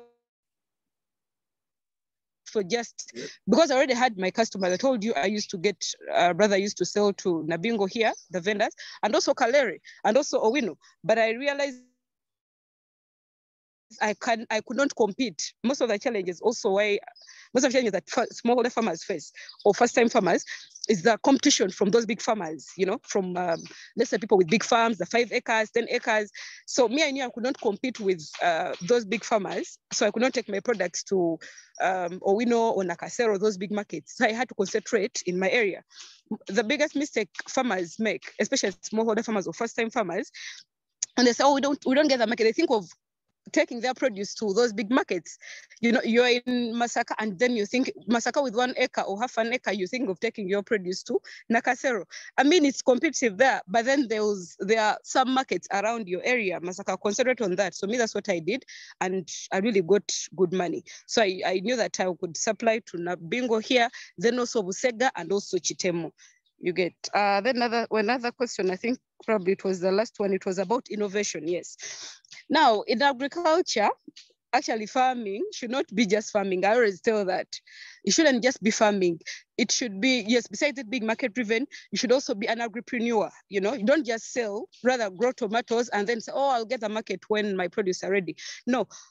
Have it in mind that I'm making money. This is a business. It's like you going and opening up your boutique or your stationery or a school, So me, what I did, I realized that my farm was small. My space was small because I have just, there are so many, because the farms I visited were intimidating. Like people have 5 acres, 8 acres of tomatoes. You have an acre. You want to join agriculture. How are you going to compete with those people? So come up, don't be intimidated as a young person. Oh, people have already made, don't know how long it took them to have those big chunks of land. So you start with what you have, and what you have is your small piece of land, even if it's half an acre, then improve it. When you're talking about innovation, I realized I could grow the ordinary way, growing tomatoes, like growing them on ground. You know how tomatoes are grown. I was like, with my small piece of land, I need to staking tomatoes. Nobody taught me. This was all self-taught, because I realized that, this business, and probably me, I'm just joining the people who have been in the business for like, I don't know how many years, but how am I also going to squeeze myself in this business? These are all ideas that you should have as someone who wants to join agriculture. So I realized that I could, rather that I was going to compete with those people with my small piece of land. I didn't even have the money to hire bigger land. So what I did, I started using stakes. Stakes, that's where we grow tomatoes. What are they called, poles, and then we let the tomatoes grow on poles. That has very many advantages. You understand, like very many advantages. You get better yields. The quality of tomatoes is really nice. They don't get moist. Like the very many advantages, and also it helps you be in business or in production for a longer period of time. Tomatoes that are grown on ground usually get done in 1, 2, 3 harvests, but the ones that are staked can push you to rather for like 2 or 3 months, depending on the management. So when I thought about that, I was like, yes, no, this is it. That was improving my garden, my small garden. So in the market, as the other big guys with their big farms were harvesting for 3, 4 times, me, I was in the market for, for for like more extra weeks. So the whole point about innovation is don't just say, oh, and okay, innovation doesn't even, we don't even think of like, getting new technologies, get greenhouse and all that. Even with open field and with these small skills or these small innovations, you can make good money. Another thing about innovation, or how I've been able to improve my business, is the packaging. I told you lockdown hit us so hard. I had to come up, as an entrepreneur, you always have to be innovative, come up with new ideas each and every day. Know that you're not the only one doing this. There are so many people doing it. Then how are you going to improve yourself? How are you going to be better? How are you going to be different from all those other farmers or other agripreneurs? So I decided to do the packaging. I grow my tomatoes and then package them well, clean them well, sort them, pack them, put on social media, also contact the people in my phone book, and then I deliver them. That's like value addition. Actually, people should note that money is in value addition. Money is in, and value addition with tomatoes. When you talk about value addition, people think, oh, tomato sauce, oh, mania tomato paste. No. Even simple, because these are steps. You're not going to skip steps. You're just starting probably, because I've been in this business now. This is the 3rd year. And I can't think of, I'm going to get a machine. Mania do tomato sauce, do tomato paste. It's a process. You're start with what you have. When you talk about value addition, what runs people's mind is, oh, tomato paste, oh, tomato sauce, oh, packed tomato, mania dried, whatever. That's a process. You might not have the money at the moment. Start with what you have. So me, the variation that I'm doing, or that I'm doing with my tomatoes now, after last year's lockdown, is I get my tomatoes, harvest them very well. I don't put them in the plies. I don't call vendors. I clean them well. I clean them well, sort them in sizes, grade them, big, small, medium, pack them. I have those nice nets. Pack them well. I weigh them in kilograms. I sell tomatoes in kilograms. I mean, everyone was like, really? How do you do that? We've never heard of it. Yes, you've never. This is an innovation. It's something new, something that I came up with. Nobody taught me, because I knew I needed something extra. If other tomatoes, like thousands of farmers are doing tomatoes, how are they doing it? Me, what value am I adding on my tomatoes? You don't cry about the market, the prices are low. Me, whether the prices are low or high, I'm still doing this, and I really get, extra money. So what I do, I clean my tomatoes, pack them very well in the net, weigh in kilograms, put posters. What does it take? Like, you come up with some artwork, put on social media, put in groups, and then you get customers. So that's one way of making money. And that's one way of adding value to what you're producing. So money is in value addition. We're not going to do agriculture as how our fathers or grandfathers used to do it, or come up with new ideas. And don't wait for government or maybe other innovators. You yourself, you just sit there, because this is a business. It's you who's investing money in this business. How far do you want this business to go? What ideas can you come up with? What I realized, because I interact with so much with young people, is that they think people are going to do things for them.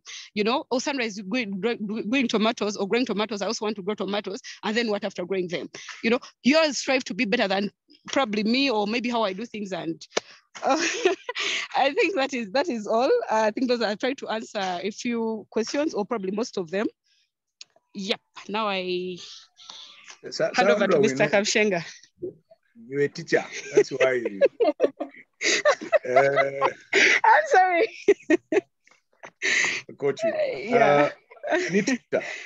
Anita, there was a question which I wanted you to share with because I said it is for the Omujishas. I think the question was about industrialization.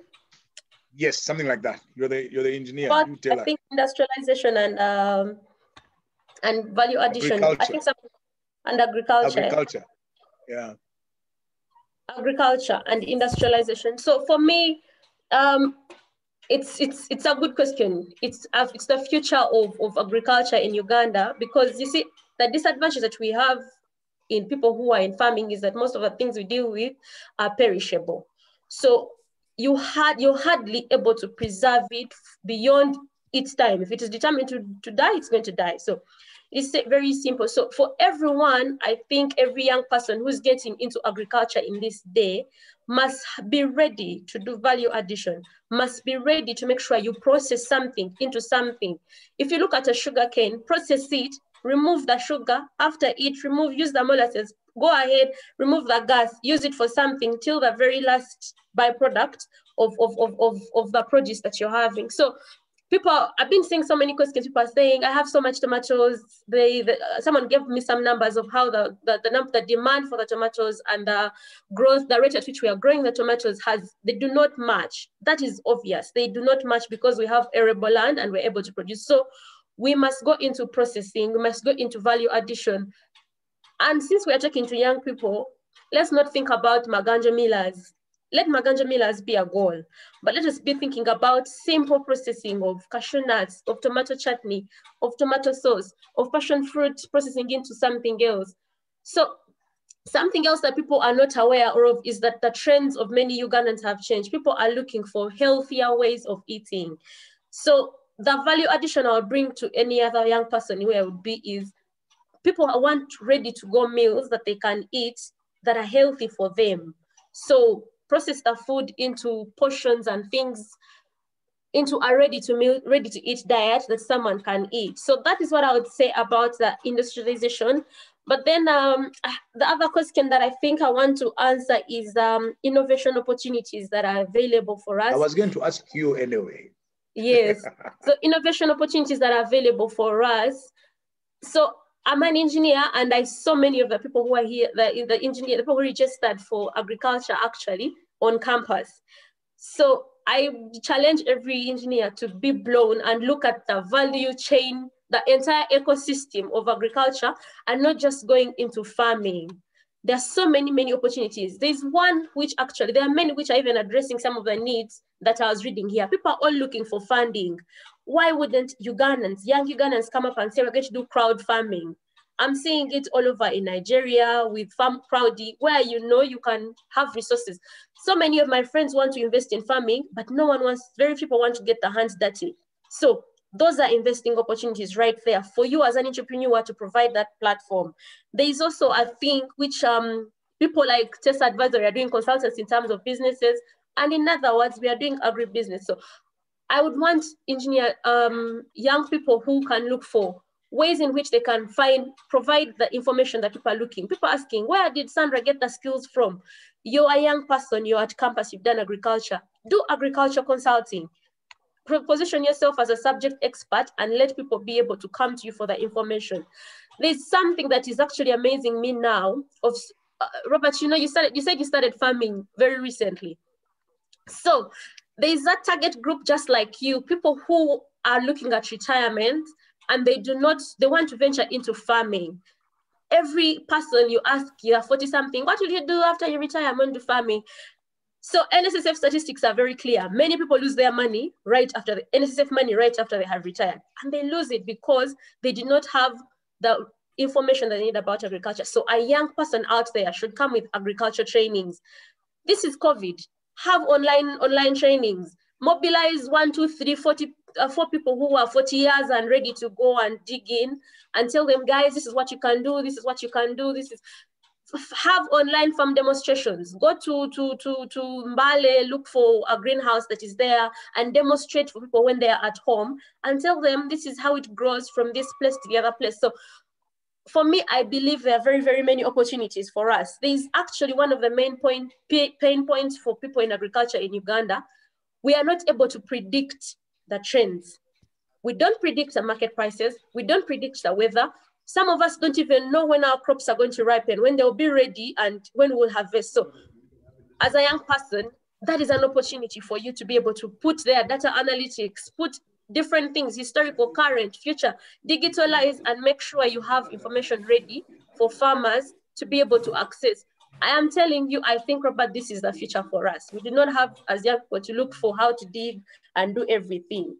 The other one that I have for young people who want to get their hands dirty, this was for people who don't want to get their hands into the farm and digging. There are also opportunities that people can do. So something that that young people do not actually understand is getting a niche. Someone gave a very, I don't want to read the entire question, but it is very, you see, she has thought about this unique, I moved out of it, then I lost the chat, the question she had typed.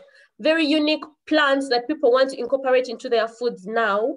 Very niched, very particular, because that's what people want. So I'm not saying don't go do tomatoes because they have the quick gains and they're easy. They have a very shorter time to get ready. But there are other plants, other vegetables that we can actually plant that have a ready market, very ready market, and people are looking for who can supply them and they do not have that person. So if you want to get your hands dirty, you can actually do some of those. So that's what I have about opportunities that people can actually take on. One of the biggest, this is a color angle.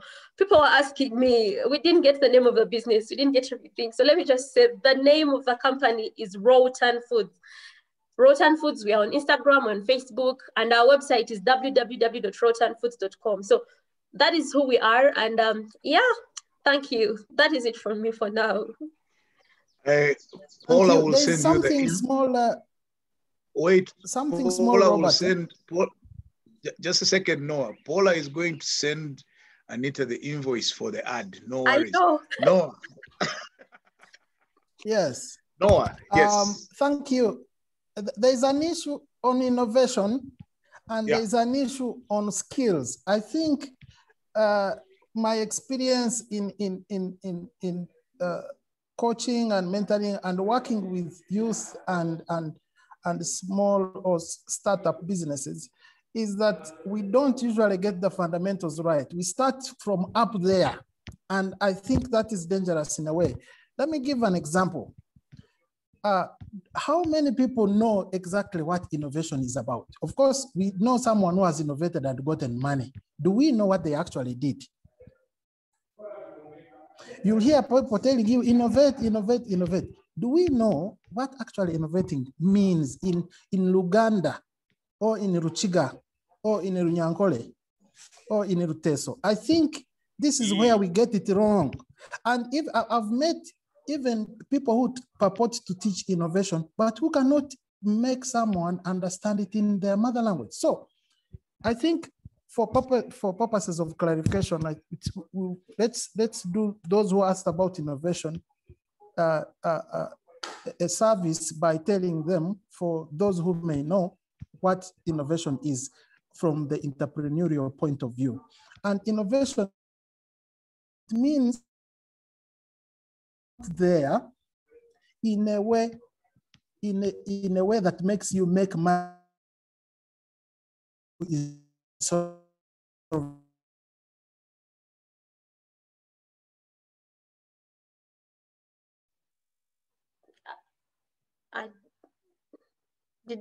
Is Noah still there? No, have we lost Noah? To make you make money out of solving it. You okay, are it's not back. I was going to joke that he needs to be more innovative with his network. Innovative. But I think we've lost him. Is this a good time to move to the next set of questions, Robert? And I wanted to tie it up with innovation. Noah, we're losing you quite a bit. So now you can go ahead, Noah, and answer. Yes, there was a question, I think it was also raised about people not having skills. Actually, my experience from working with entrepreneurs is that they do not lack skills. What they lack is, they do not lack business skills. What they lack is skills of solving problems.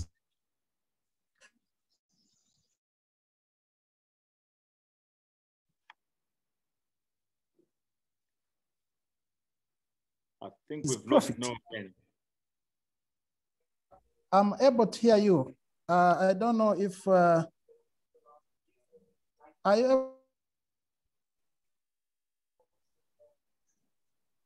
You've improved a bit, Noah. Try and finish.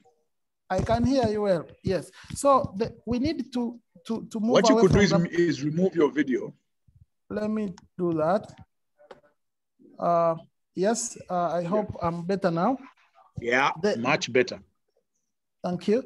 So most people are looking for skills of making money rather than skills of solving problems. We forget that we make money by solving problems.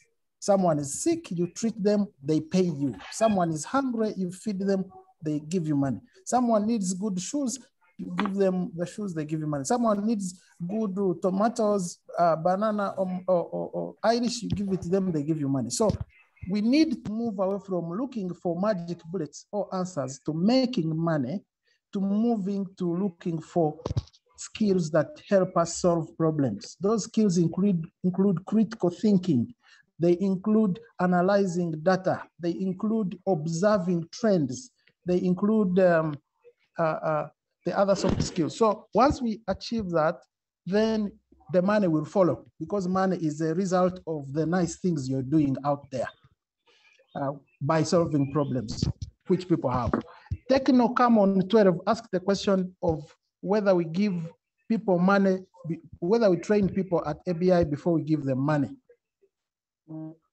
And the answer is yes, we support some people before we give, but most desired arrangement is that you come when you know what is going on regarding what you want to do. If someone comes to you and says, I'm sweaty, I need to shower, it makes your work easier than when someone comes and says, look at me, what do you think I need from you? So at ABI, yes, we offer some business development support. But when you come in and you say, look, I want to be 10 billion rich in the next 5 years, I'm at 200 million or at 10 million, my plan for taking me is there, I need money of this tune, then it becomes easier for us to work with you and see how to get you there. But that means you really need to have a vision of where you want to go. There was the other issue from Benjamin Wairindi, who asked about how to teach or help people know how to do projections for the future.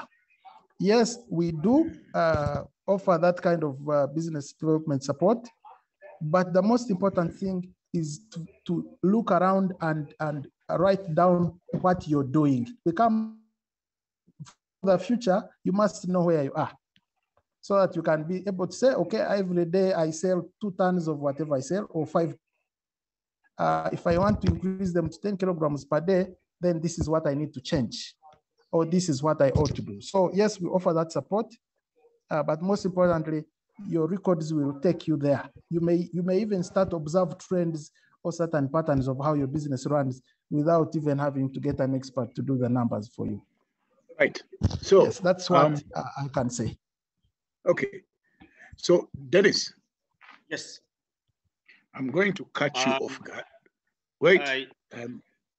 I'm going to cut you off guard and ask you to do something completely different and unexpected. I'm ready. So, because when we started, we had very few people. Now we have 457 people. Can you do again what you did at the beginning, that presentation? Because it's good for these people to know. People came late and missed your presentation at the beginning. So do you want to do that presentation again in the last couple of minutes? Thank you very much, Robert, for the opportunity. I would gladly do it. In fact, the presentation is ready. Bear with me 1 second. It's on, we can see it. These are some of the entrepreneurial skills that the youth are going to need, making sure that you're ready when the opportunity avails itself. So these are my opening remarks. What's your idea? We are rallying all youth to solve Uganda's biggest agricultural challenges with the Youth Ideathon. Register now for a chance to win funding of up to 100 million shillings to bring your idea to life. The Youth Ideathon is funded by the United Nations Development Program and implemented by Nase and partners. Thank you very much. I won't go back through details like who the organization is. You can find all this information on our website, which is www.nase.co.ug. But if you're participating in the Ideathon, the default domain name is www.undp.nase.co.ug. And I did explain about the Youth Ideathon, that we are focusing really on just the business idea. And I've been reading some of the messages and comments and questions that have come through. Most of you, I think, are beginning to acknowledge the significance of these thematic sessions, which are meant to inspire you just to focus on the idea and explore the opportunities. The subsequent things we will give you in terms of support around business and incubation, because we know that most startups fail from lack of customers rather than lack of a product. And some of the, I think one of the panelists did mention that if you're not solving a particular problem, you have no business essentially. So we're trying to rally youth to solve Uganda's biggest challenges in some of the 8 categories that we put together. And this is the process that you would follow if you joined and signed up for the Ideathon. You will notice at the bottom, we have the application process, thematic sessions, Ideathon bootcamps, pitching, and 6 months incubation support. I did mention as well earlier about our wonderful interactive IP and digital dashboard, which should be ready for panelists, for viewers, for applicants, even for judges to go in and support young people with progressing their ideas. It helps us to manage the intellectual property and ensuring that your data is protected in the process. That digital platform is actually very interactive, and you should be able to send some messages, some of them using emojis. You can log in notes and schedule meetings with your mentors, attach attachments and things like that. So I would encourage all young people. Information at the beginning around the statistics regarding the numbers that we've received so far, over 2,500 ideas. That was Friday last week, and these numbers have since gone up. We'll share these in due course. But we were a bit concerned about the disparity in the number of applicants, with males far outstripping females. And we're encouraging young people, especially females, to actually apply for the Youth Ideathon. Because this data is really worrying us, because we know that our women are more entrepreneurial than our men. The data and the facts speak to this. Then the other was about the in-school and out of school, that most applicants are actually in school. We suspect most of these to be university and vocational college students, as we can tell from some of the institutions. We'll share all this information at the end of this program, but this is very insightful. So all young people who are out there at home doing nothing, please do sign up before the time is run out. And then the registration by region, you can see Central region is still high. Robert, I think, mentioned around things to do with accessibility and affordability of data and the internet. We're doing our best to engage the northern part of the country, but we're still seeing low applications from that side. So if anyone is from that region, please do sign up.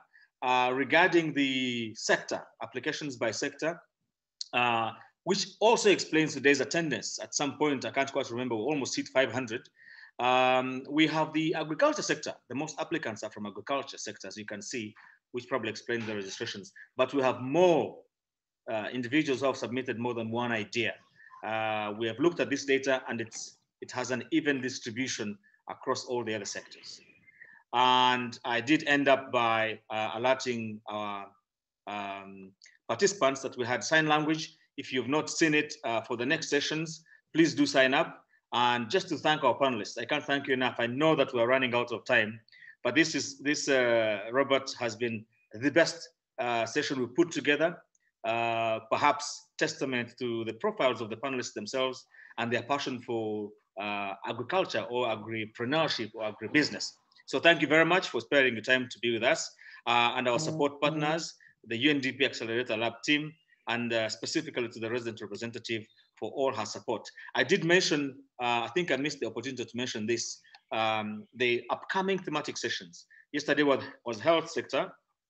Today is agriculture and agribusiness. Tomorrow, we are back in tourism. These two are some of Uganda's biggest foreign, they employ more people, so to speak. So we are really looking forward to tomorrow's section as well. And on Friday, we'll do one with the creatives, and then on to next week. So please use our website, undp.nase.co.ug. Follow and subscribe our YouTube channel, because all these videos will be made available on demand. I'm going to get my colleagues to share the link very shortly. I'll try and do that myself as well.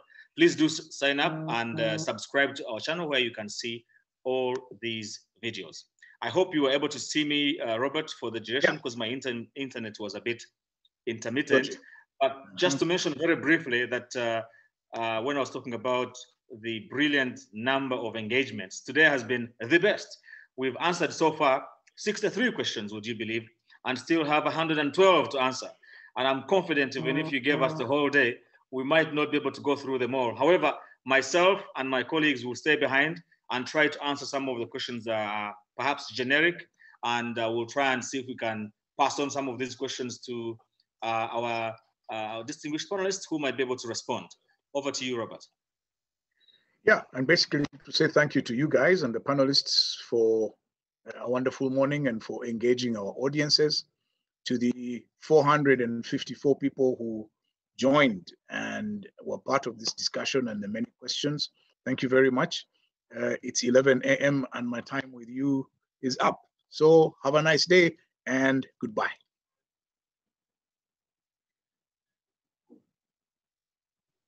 Thank you, Robert. Thank you very much. I'm still coming for that coffee, although I need to buy myself one first. But for the benefit of the participants, we're staying behind. I'm not sure whether Paula, you're joining us today. It would be fantastic if we could have you.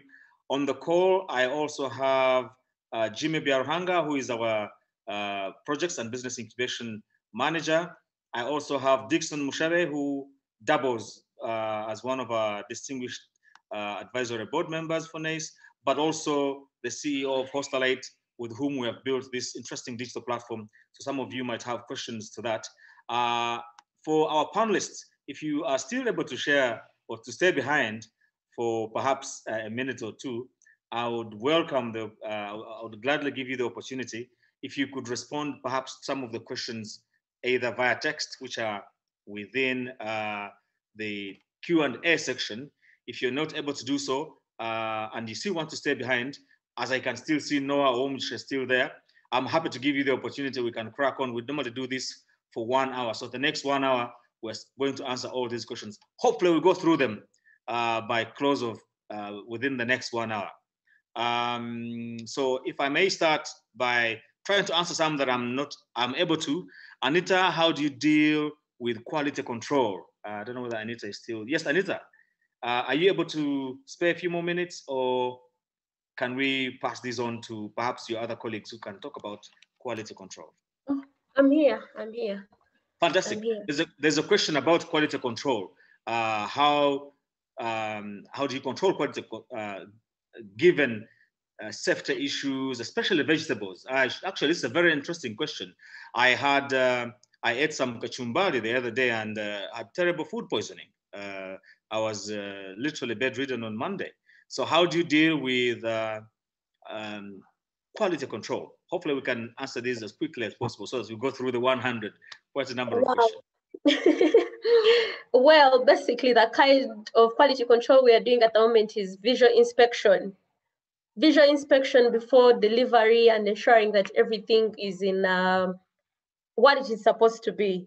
Oh, okay. So that's basically what we are doing right now, visual inspection. And in terms of maybe introducing new farmers. So when you're going to come as a new farmer, we have a certain questionnaire that we usually fill. Then we also visit some of the farmers onto their farms to ensure that they're actually doing what they're going to sell to us. They have the right, okay, I do not want to say that they have the right agricultural techniques. But yeah, so that's what we do. So what we've been doing to bring on new farmers. Apart from that, it's visual inspection for sure. Yeah. Thank you very much. The good old eye never lets you down. The next question is to Anita, I think. In case the prices of products go high before you buying them, how do you treat your customers when you're selling your products to them that you have already bought at higher prices? So this one is talking about a classic price fluctuation conundrum in economics. We used to call them price burglaries. And actually, this is one of the biggest issues, if I'm not mistaken, of agriculture, especially for perishable products, where very many people produce these products. I've been seeing a nanasi on the road, people carrying them, like 6 of them. But when they are in season, they are flooded the market. When they're out of season, the price is very high. So how do you deal with the price fluctuations, ensuring, of course, that you give a steady product at a steady price to your customers? Anita? I think I responded to that, but okay, nonetheless. Oh, maybe there were more than one question. This particular one was from Wiri Oscar. Yes, okay. So what's what we have done so far? I have a team. With my team, we do weekly, like every Sunday, we do a weekly check-in on the current prices that are there. Also on the customer's front, you don't want, because we have a system, the prices are already in the system. When someone is going to make an order, we don't tell them, oh, you ordered at this and the price has changed. No. So the onus is on us at the back end to have a weekly price check. We also keep a record of in-season items. We know that maybe this month we have broccoli in season, we have this that is in season, and then we also know that such and such a thing is going, like watermelon is going to be out of season. So we have a record of the expected trends that should happen. And I have to tell you, some of the price fluctuations, we absorb them. You absorb them and you make sure that the customers get the best that they can get. But yes, and then it's the same thing that I mentioned earlier. I think every farmer and every person who's going to be doing maybe the front end of the farming, you have to have data analytics. You have to be able to stop being reactive and be proactive. You have to know that to understand the trends and know that this is what usually happens in the month of May. This is because, by the way, I tell you, nothing's new under the sun. So things are not changing as much. Climate is changing, but the prices are not changing so drastically, unless the COVID situations that happened and everything changed all of a sudden. But yes, so we have to start being more predictive and know the trends using the data that we can collect that is readily available. Yeah. That's a very interesting response. I'm a big fan of data and data analytics. You will have seen like the presentation I did. It's very important you understand, you look beneath the picture that you see and try and get some trends and things like that. And agriculture presents huge opportunities for data mining and following the data and the science. So that's a very good observation. The next question was from someone says, Madam Tomato Farmer, what biggest challenge have you ever met in tomatoes? I'm doing, but in just one day, blight shows up, disappointing, and how do you find the energy to bounce back? I think this is a classic entrepreneurship question. You're going to find disappointments. You have to figure out a way to come back. This is not related to just tomatoes. Every entrepreneur will tell you this. We've had sleepless nights. We've had cases of depression and stress. We've lost friends. Some marriages have, have broken. I guess the question is how badly do you want it? Maybe any other of the colleagues want to respond to how do you deal with frustrations? Perhaps Gerard, do you want to respond to this? How do you deal with the challenges and frustrations in entrepreneurship? Because there are very many. We are always sleeping late, waking up very early. It's not a walk in the park, is it? Yeah, I think frustrations are just part of the journey. I think when you start your journey to entrepreneurship, you have to, this is one of the things you have to prepare yourself for. And, successful entrepreneurs, they're not made out of success. They're made out of failures. It's really what defines you is the number of times you're able to rise out of that failure. It's not the number of successes you're able to hit. So the milestones for an entrepreneur isn't really, how many successes you've scored. It's how many times you've been able to rise out of a failure. That's, no one said entrepreneurship was easy. It's exciting, it's fulfilling, but it isn't an easy thing. So if you want to be an entrepreneur, this is just one thing that you have to prepare for. And, failure doesn't mean, it's like a war. And failure is just a battle. If you lose the battle, it doesn't mean you've lost the war. You can rise up. I totally agree. I see Anita has raised her hand. Anita, do you want to comment on that? I want to share my own experience in passion fruit farming. So I'll start with the fact that agriculture has to be a business with passion.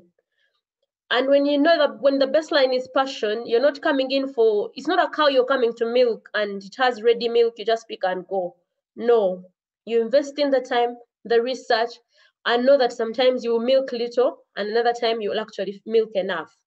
Now, my own experience with passion fruit farming is, and I'll tell you why it happened, but let me start with what happened. So I plant passion fruits, I go in, I'm very passionate. And then I think after the first 3 months, we're supposed to apply fertilizer.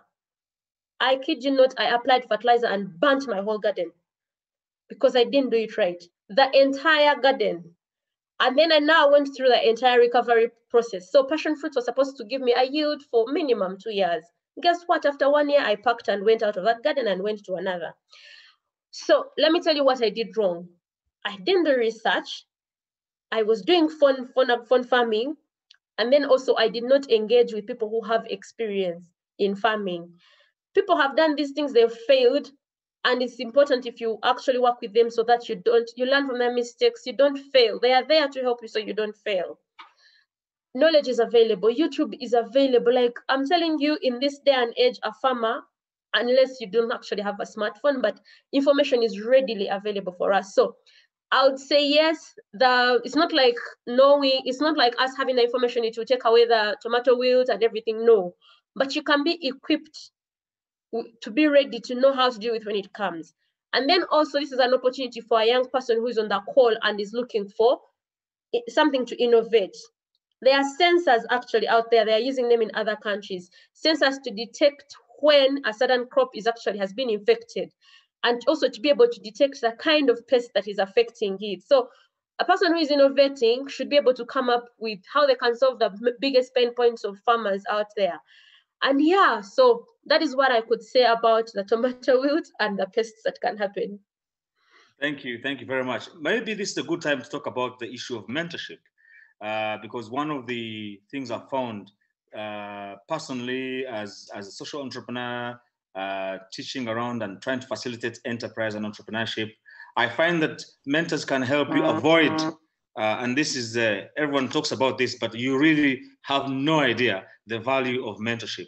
The challenges that we're talking about, if someone speaks to Anita, for instance, and is trying to, let's say that this lady who was talking about Enyanya, you know, I am very sure you would avoid the same mistakes that they made just because they are there as a mentor. And one of the things that the UNDP and NACE are focusing on is that 6 months incubation support that is supposed to give you mentorship as one of the packages, especially working with our friends from Makerere Innovation and Incubation Center. The next question was about the greatest challenge to majority of the youth is starting low capital. How will this organization help us raise secondary? Does the organization expect us to pay any money? So I think this question is from Chemutai Dan.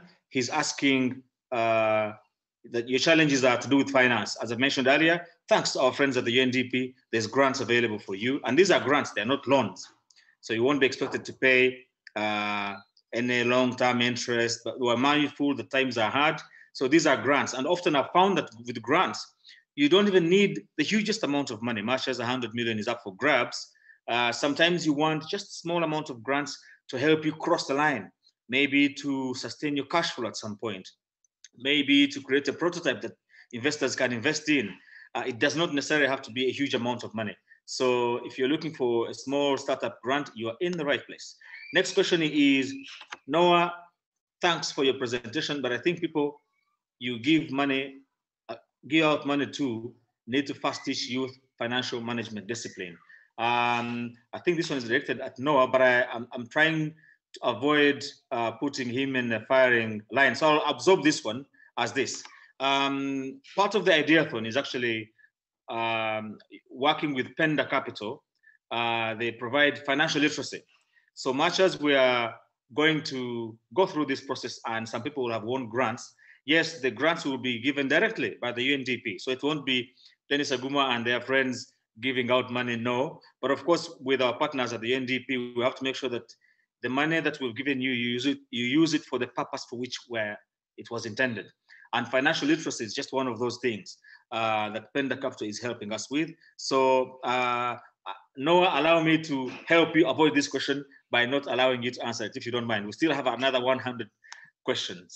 Good morning, people. I am Mariette Nathamia, a year 2 student at Makerere University, currently in a group of students doing backyard farming.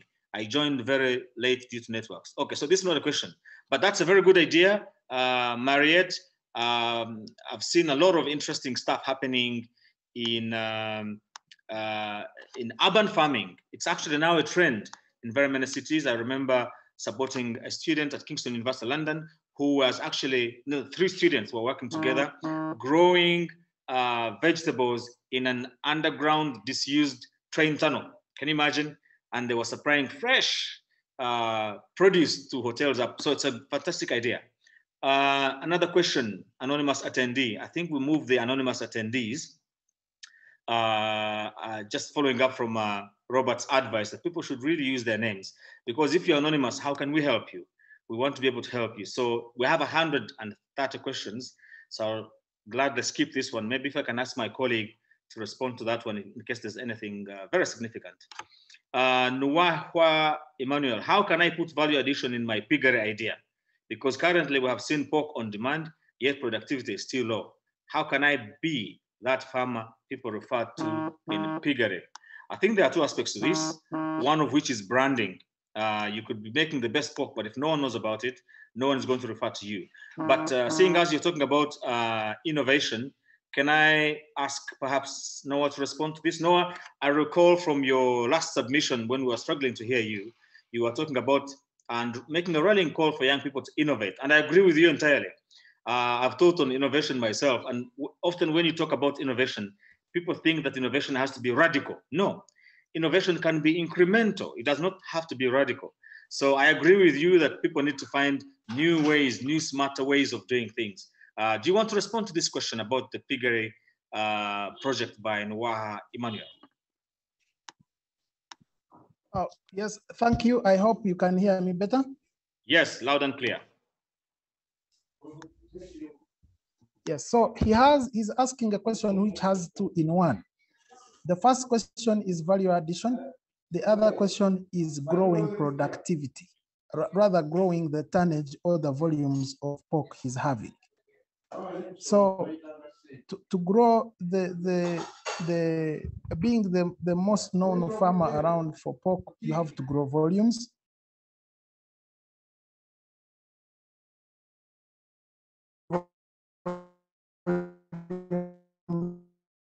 Means increasing the numbers of life. Sorry, Noah, we've lost you again. Do you want to mute your video just in case?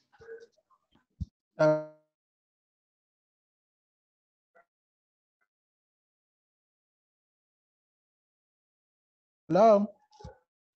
I think we've lost you a bit, Noah. I was just suggesting that you mute your video. Yes, I've muted. I'm confirming whether you're able to hear the audio well. Okay, please go ahead. Yes, so the growing the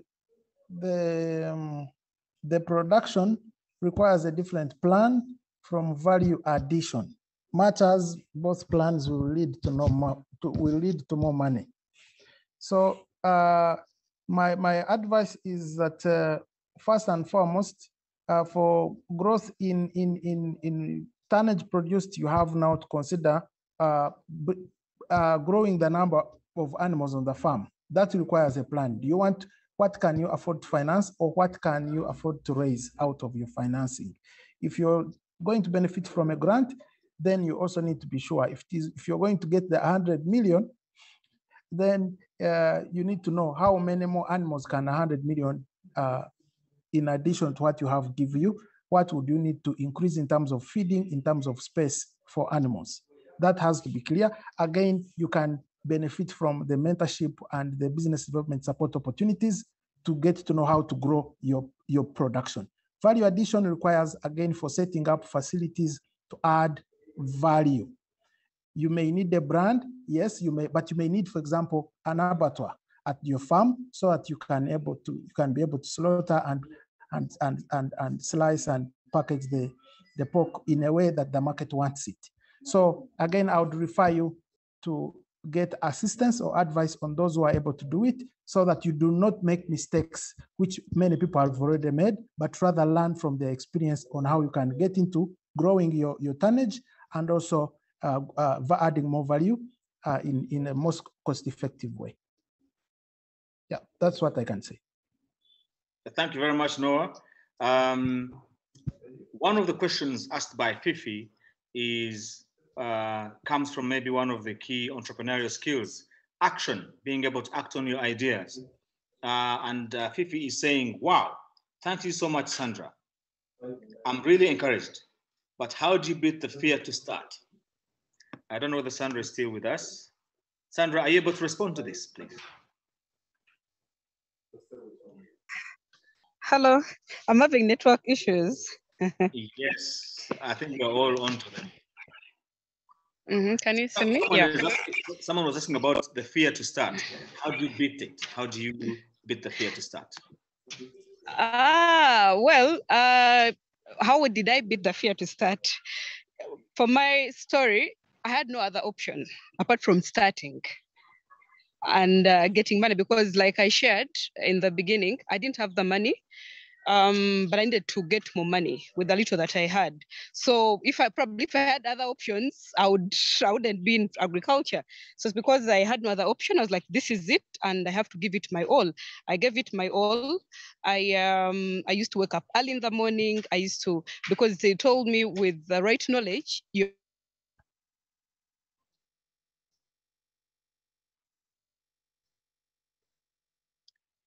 Sandra, we've lost you a bit.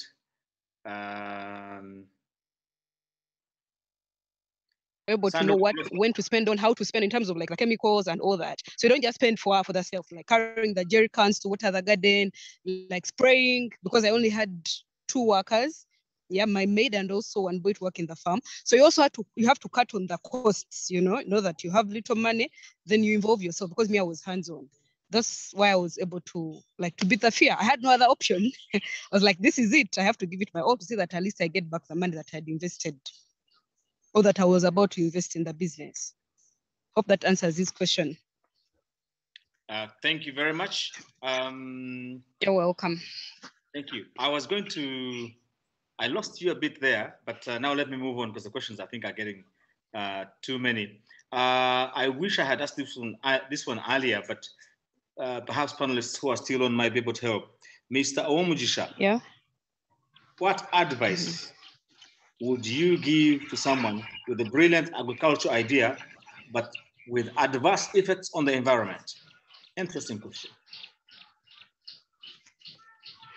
Thank you. I will not activate video for avoiding the issue of my voice breaking.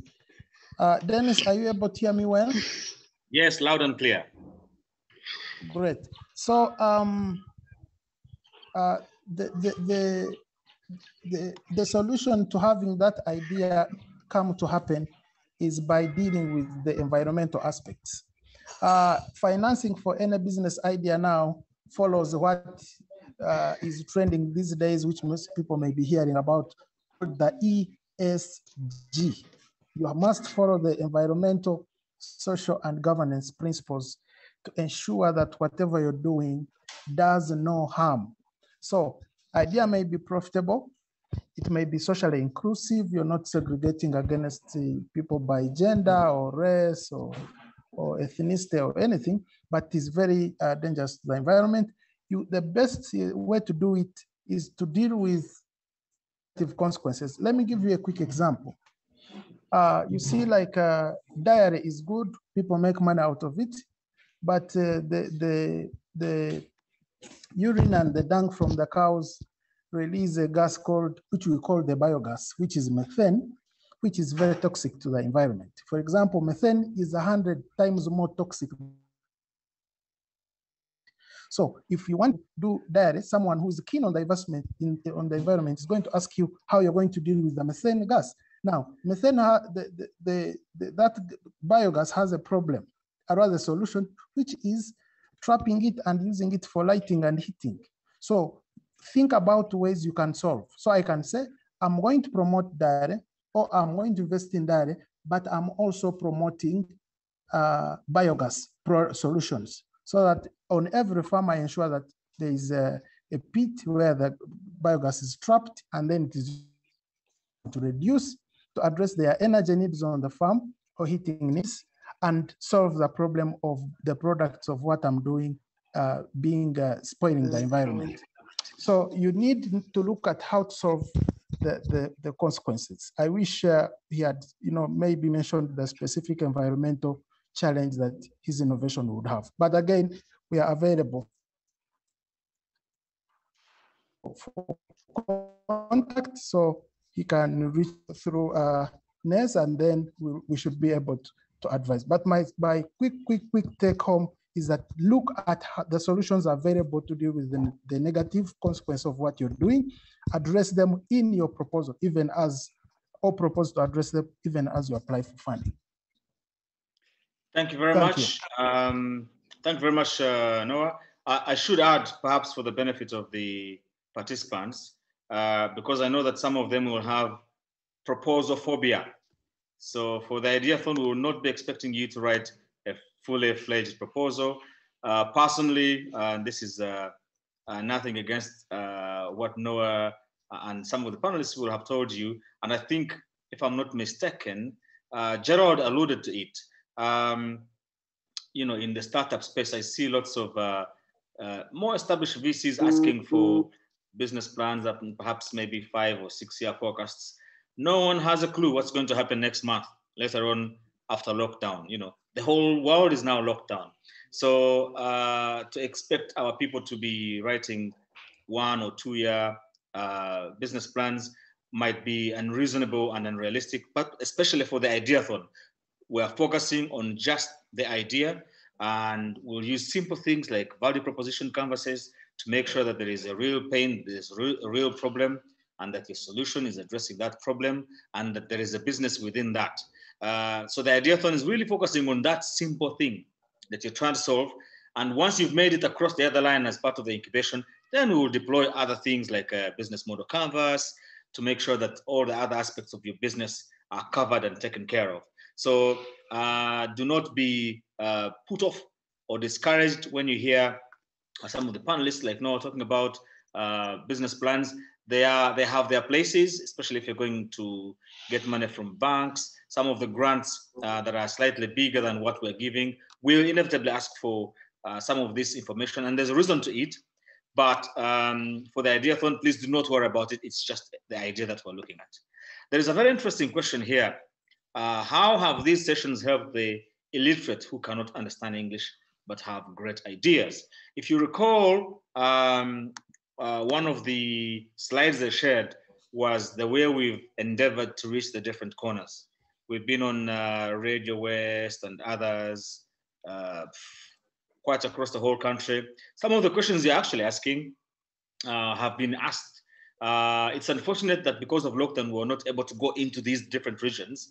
But my colleagues from the UNDP will testify to this, that we had planned, thanks in part to the Innovation Village, who we are hoping to use their regional centers for this. But because of lockdown, we have not been able to be in those regional centers. So this is the first time we're doing the Youth Ideathon. When the next round comes, we will hopefully, once COVID has been done, we should be able to visit each and every region. That said, most of the templates that we're going to be using are going to be translated, so they will be available if you do sign up. But unfortunately, the vast majority, because of lockdown, we are limited in what we can and can't do, and we have been left with no option but to leverage the power of technology. That said, our team, especially if you've called us, has speakers in almost every language. My colleague Ivy is from Toro, Jimmy is from Uganda, myself, I'm from Kavale, Brenda is from Teso, I could go on, Manana is from the north. The whole team has all bases covered. But we're also going to engage services of a translator. We've already actually done that. So for anyone that has any challenges with language and they might need some help and support, please do not hesitate. That's the same support that we're giving everyone or anyone that might have some kind of disability that might disadvantage them. So please do not feel like we have alienated you if we're speaking too much English. And I agree that the whole session has been in English, but there are other mechanisms. If you just reach out, we should be able to help you on that. Next question is, well, Fresh Coffee Uganda has dedicated 5 years. This one is talking about the bureaucracy and red tape involved in the agriculture business. It's a great shame that Robert has left us, but he would have been the perfect person to answer this one. But I know that he's doing a great amount of work. I would encourage Colin Coffee to reach out to Robert. I'm sure he'd be more than happy to help. He does run interesting sessions on Twitter. So please do reach out to him and highlight that you were part of the Youth Ideathon and you'd like help. I'm sure he would be much obliged. I'm trying to rush through over 140 questions. I am cognizant of the time and I'm confident that we will not finish them all. So please bear with us. I'll try and make the answers as brief as possible. But if we're not able to answer them, then my colleagues will probably compile them and update them on the Q&A. We have a section of frequently asked questions. So some of these will inevitably make it there. But we're also compiling all these questions that will inform our business incubation program, because we now know what kind of questions you're yearning to have answered. Nyongaba Habat, what plans do you have for subsistence farmers who are in the village and can't access Safe Border and Jumia? Queen Mother Investments. I think this one is from Queen Mother Investments. This is probably alluding to what Anita was suggesting around methods of moving products, agricultural products around. If you ask me, I think that's in itself is a fantastic opportunity for you to innovate and provide a solution to this particular problem that you have identified. This is what the Ideathon is about. Ochowun James, one of the greatest challenges in agriculture is climate change, especially in horticulture. What strategies can I employ in order to overcome them? This one is probably best for Sandra, I think, if I'm not mistaken. Sandra and Anita, you're probably best. Anita, do you want to have a shot at this? Global warming. I want to have a shot at the previous one you just answered. So I was doing a little research and I noticed there is Uber model to provide logistics for farmers. So so people who are looking at, so you can have an Uber similar model where you can either provide cars to transport from farms to Kampala, or you can also have another model in the same thing to provide tools, to provide harvesters, to provide machinery to farmers. So we are all able to pull the different people who have the tractors in one place, and then a farmer just simply requests and then they bring it to the farm. That's the one I have. You heard it here first. Some of these brilliant ideas on the Ideathon. Anyway. But now back to the question of climate change, especially in horticulture. How do you deal with this? Is Ochowun talking about deployment of greenhouses? I think so. Around it? Yeah, so I think that's an easy one. Hopefully try and deploy some greenhouse technology. But I know that gets sophisticated. I've seen pyroponics. Is it pyroponics where people use water and just use water with like no soil and things like that? It could involve some significant amount of capital, but this one is not a very significant problem anymore. There's lots of videos about it. If you go on YouTube, you should be able to see what other people are doing. Noah, I see you yearning to respond. Do you want to respond to this? Yes, quickly on climate change, there are very cost-effective measures to address it. An example is you could be growing a variety of pumpkin or beans or a vegetable, which requires a lot of water. If the climate change effect on your side is reduction in water, opt for varieties which are faster yielding, so that when the days of dryness or drought are coming, they find when you're either harvesting or when you have harvested. So you may not have the money to go for the greenhouses. I usually don't like it, encouraging people who want to start agribusiness that side. Go for those small things you can do on the farm to address, for example, water stress or moisture stress issues on your crop. It can be use of the drip irrigation. We've seen people opting for things like using of those bottles. Your plant sometimes does not need too much water. Secondly, mainly the solution is in opting for varieties that mature faster, so that they have less time in the garden. When by the time the drought comes, you have already harvested. Thank you very much, Noah. In fact, and I'm glad that my our business incubation manager Jim is still on the call.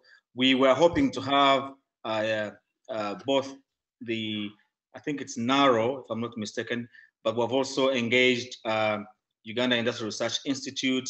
So perhaps those that make it into the incubation phase, we should have quite a number of partners that might be able to share more light and advice on the different types of varieties that might be available for farmers that are looking for yields, crops that are bringing better yields, that are more resistant, and so on and so forth. So that's very good advice, Noah. Thank you very much. Edmund Akandwanaho, thank you. We would like to send our idea as a group. How do we do it? I think my colleague is going to respond to this one very quickly, but I understand that one of the individuals can register on behalf of the group, but please do mention in the box that you're participating as a group, because we don't want a situation where one person wins 100 million on behalf of the group or a circle, and then we see all the youth running after us or after him for that matter. So if you could mention that at the beginning, that would be very helpful. But it's also helpful for us when we get into the incubation phase, because it won't just be you on our program. And we're seeing this already. Much as we have about 2,000 and so ideas, we know, for instance, that some of the participants from Makerere University COBAMs might have applied being represented by a CEO of one of their firms, business idea, yet each team is comprised of 4 to 5 different individuals. So when it comes to business incubation, all those individuals will be part and parcel. So we might end up with, if you're looking at 100 ideas, anywhere between 100 to 300 or 400. So that would help us to plan for you as well. And we'll be looking at things like, are they all in the same place? Are some of them up country? Are they, what kind of skills and challenges do they have? Are they able to use internet and so on and so forth? Kasim said, I became a farmer manager at the age of 24 in the year 2011, a position that I've maintained up to today. I wish I could share my experience dealing with local and young people. Your request has been duly noted. Jimmy will find out what opportunities are available for you and probably bring you on board. Let me just first go through some of these questions. And maybe my fellow panelists, Hadija, Thomas, Albert, Dixon, Bana, and Jimmy yourself, if you could help and upvote some of the questions, if you're going through all the questions that are at the bottom, because there's 140 and we've done 93. If you could help and upvote them, then they would pop up on my radar and I will be able to see the questions that we want really to address, because we're not going to finish them all in the next 20 minutes or so. That'll be very helpful. This is another question about tomatoes. I think we move on to some other new product. This is a good question. I am Casemire Jacinta. My idea is in agriculture, but more in plants that grow in the bush. How best can I package it on the part of raw materials? Perhaps Otim, you want to talk to, you want to respond to this one, or anyone for that matter? This is an interesting question. I've seen some of the products in Western supermarkets that are being sold expensively because apparently they grow in the wild. So it's a thing. So how can Casemire package it on the part of raw materials? I guess the issue here would be consistency. Do you want to respond to this, Sandra or Anita or Gerald? I don't get it right, the part of raw materials. I am not sure, but I think they probably meant how do you package it, because the raw materials are raw, they grow in the wild, isn't it? Maybe if they're like seeds, how do you get the seeds so that you can plant them? I'm not very sure, but let's move the question on. Assuming that these were products that grow in the wild, for purposes of standardization and consistency, how do you package? Because if it's an apple that is growing in the wild, surely the same apple can't be the same apple like I ate yesterday. How do you ensure that that banana, that product looks the same, just the same, if you are at the mercy of nature in the wild?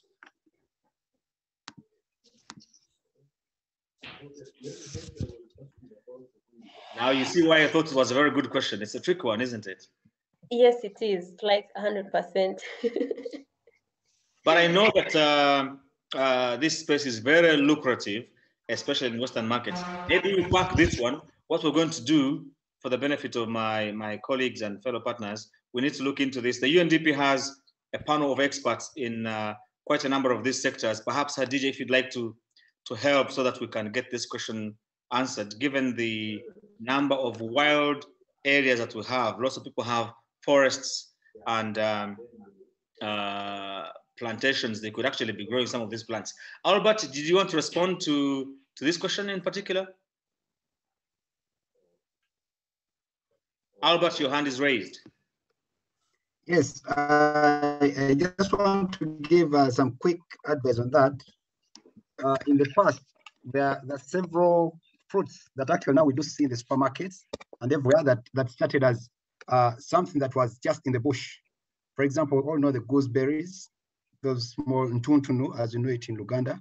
People eat them. They began in the bush.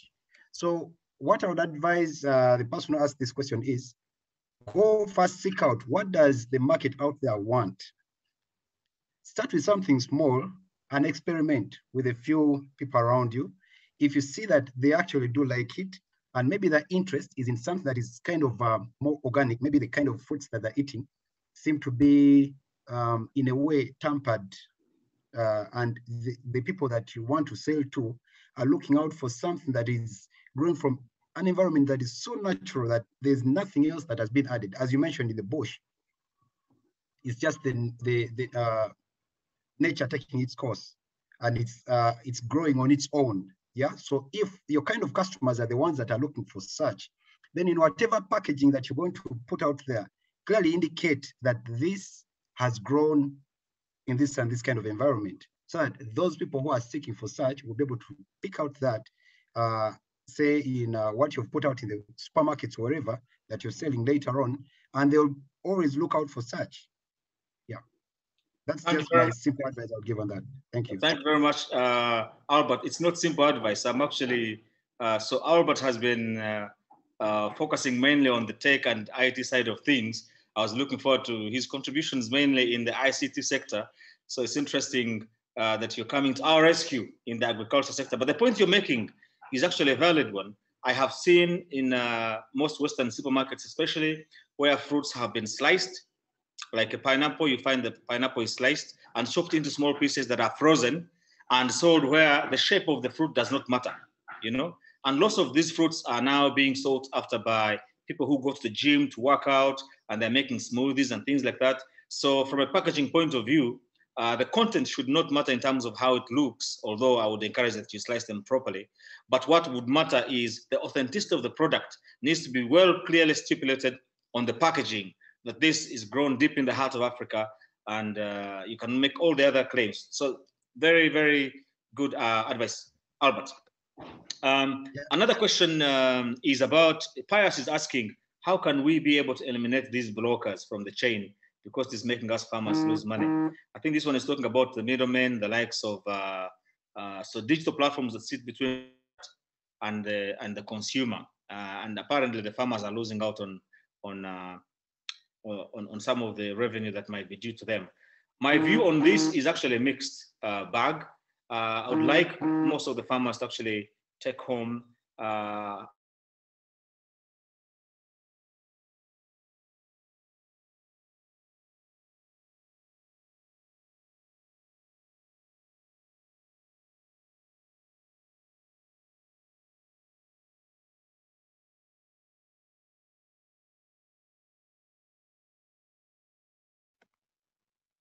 Dennis, have we lost you?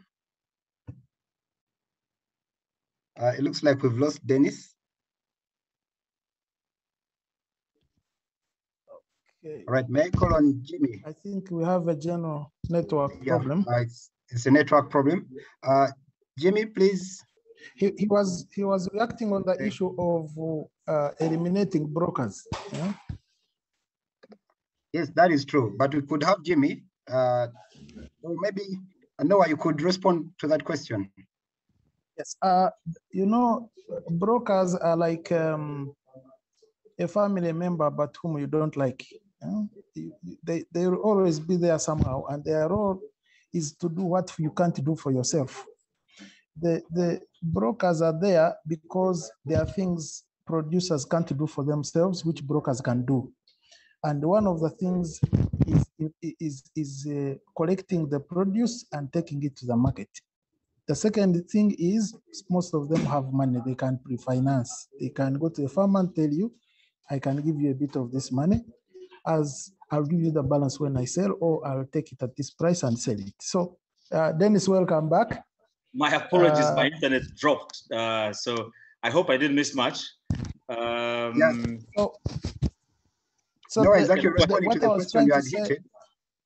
Yes, what I was trying to say is that let's look at the roles brokers play in the value chain and see whether we can play those roles by ourselves. If a broker knows where to sell and a farmer does not know where to sell, the broker will always come for the crop. If a farmer wants to eliminate the broker, the solution is the farmer getting to know where markets are, getting numbers of the people who buy. For example, I know farmers, for example, in Kabale, but who have contacts of people who deal in Irish in Nakasero, in Kalere. So they are able to call this person sends mobile money to this farmer. The farmer loads. They have already agreed on the packaging, on the size, bag size, and the rest. So you don't need a broker to come and do that for you because you have taken an effort to do what the broker usually does. Secondly, brokers, of course, have finance. The broker comes to your farm with 10 million shillings, tells you I can pay you for this crop even when it is still flowering. You need money. So the issue is, as long as farmers, for example, are still not financially stable, the brokers will continue to thrive. How do you solve that? The village savings and loans groups, joining those circles, and also making sure that when you get some money, you go in a bank or in a financial institution here, you save it. You start building your credit worthiness, so that tomorrow a broker doesn't scare you with 1 million on the farm. You know, you can always get it from a financial institution near you or a savings group and return it later when you sell your produce. So the issue is that take home is start to prepare to do for you what brokers do. You will eliminate them. If you do not do what brokers do in value chains, you will not eliminate them. Yeah. Thank you very much, Noah. Although the entrepreneur in me thinks that the innovator that we need should not be eliminated. There's a lot of food that is wasted in the garden. In fact, research suggests that a lot of food is wasted, over like 50% of it, as soon as it leaves the farm, even before it gets to the market. So if an innovator is putting together a platform that is able to move the product from where it is straight to the customer, whether we call him a middleman or whatever, I think ultimately the farmer is much better off with their product in the hands of the consumer than rotting in the garden. But that's a whole debate that could keep us here all day. Let me try and go through some of the other questions. If my fellow panelists could please help and upvote some of these ideas, I'll be most obliged, but I very much doubt that we're going to go through all the 150 questions remaining. I must say, so far we've done so well responding to over 100. I think this must also be another very good record for the UNDP project, for that matter. Next question is, I'm running a local poultry business, around 50 local farms. I think this one has been answered, so I'll move to the next one. Thank you, panelists, for this great platform. I would like to know how best I can be helped to access big markets for agroforestry and other tree nursery bed ideas. The questions that are very specific, if someone is into fishing, for instance, they might not find the answer to this one very helpful, given that we only have 10 minutes. So I'll move this one over, and hopefully we can answer it in another format, which we'll share in due course. But in the meantime, please could I ask my colleagues, Jimmy, to share, or Dixon, to share in the chat our YouTube channel, where all these ideas, questions, sessions, and recordings are going to be uploaded, please. It'll be very helpful. Hello, what are the challenges as far as partnerships are concerned? Is it better to self-run as a family, a project that you can run, or to run it as multiple, to run it as a group? So this is a very interesting question. Maybe Albert, if I can bring you up on this one. This is a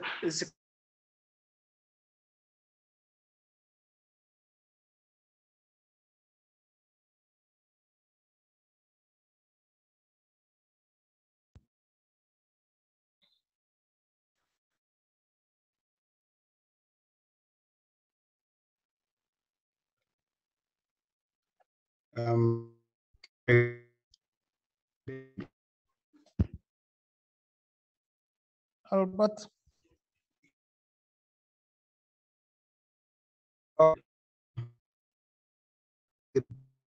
Albert, are you there?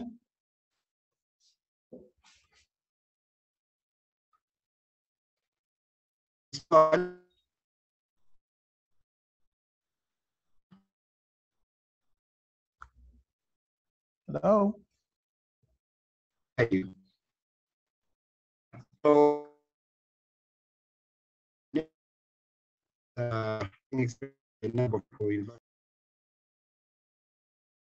Hello?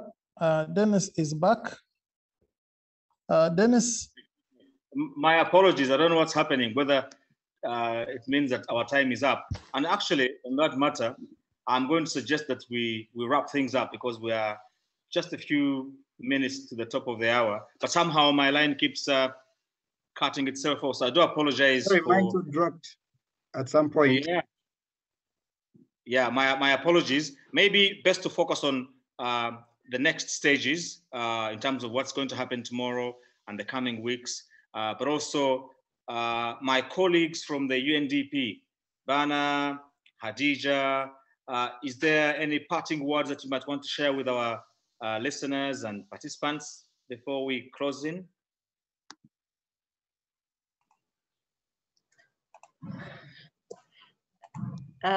Thank you, Dennis, and thank you, panelists and team members, everybody who's been able to join. Mine is just a vote of thanks to each and every one of you who spared time to be part and parcel of this ideathon, and especially part and parcel of these thematic sessions.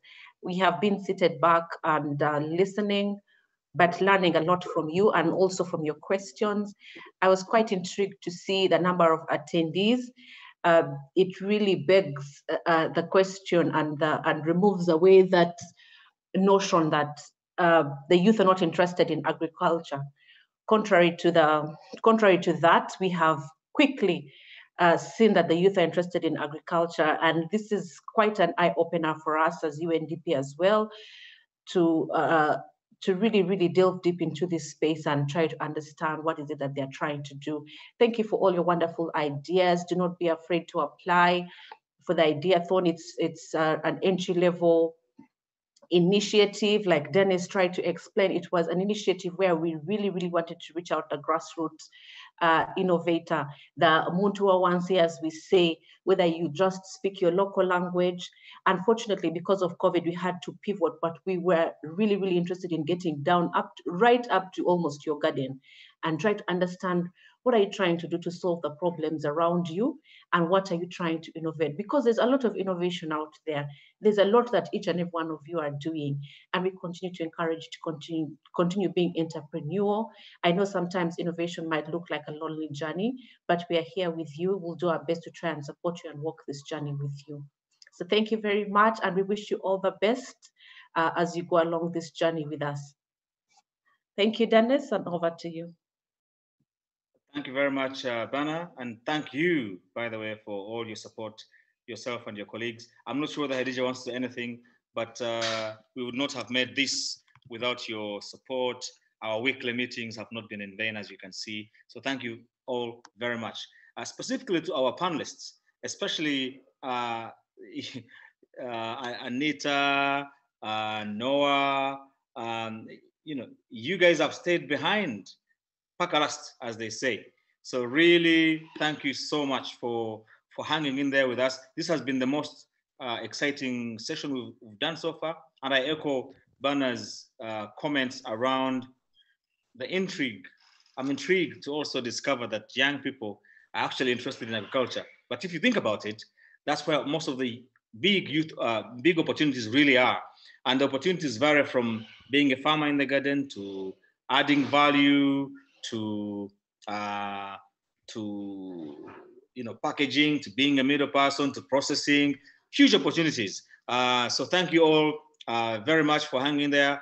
Slave Farmer, thank you very much. I've been following a lot of your work online, so it was good to actually get to meet you as well. Same with you, Noah. I've come across a number of individuals that have probably gone through your pipeline. So thank you very much.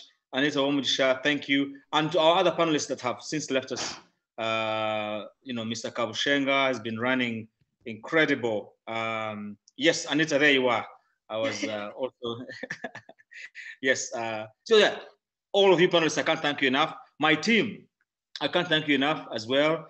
Jimmy Biarhanga, who is always holding my back when I'm multitasking. Thank you very much. Ndugu Dixon Mushabe, thank you very much for that platform. We've had lots of questions around our grant management and IP platform, which Hostelite is helping us with. Oh yeah, good to see you, Jimmy, with your Nase-cape. I think, have you painted your wall orange as well? It's a proper Nase through and through, yeah?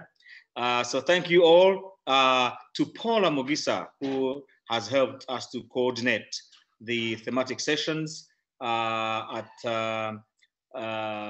yes, Dixon Shebe, I can see you as well. Good to see you.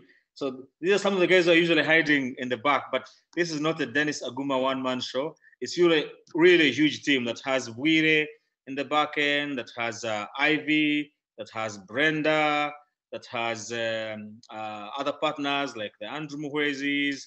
So it's a whole huge team that are all passionately involved and heavily intrigued and interested in supporting youth entrepreneurs. So just to wrap up, if you are just joining us, we've come close to the end of today's session, which was around agriculture. I may want to share my screen very briefly so that you can see which other sessions are coming up. Yesterday was healthcare. Today was agriculture and agribusiness. Tomorrow, I expect it to be another interesting, tantalizing session on tourism. And on Friday, we'll close up with the creatives industry. And then, of course, we'll begin next week with another round of thematic sessions. But it's been a fantastic week, first week of the thematic sessions. So thank you all very much. Without wasting a lot of your time or holding you any longer than you really need to, thank you very much. Or maybe one last question to respond to is the contact number, which is 070-808-0008.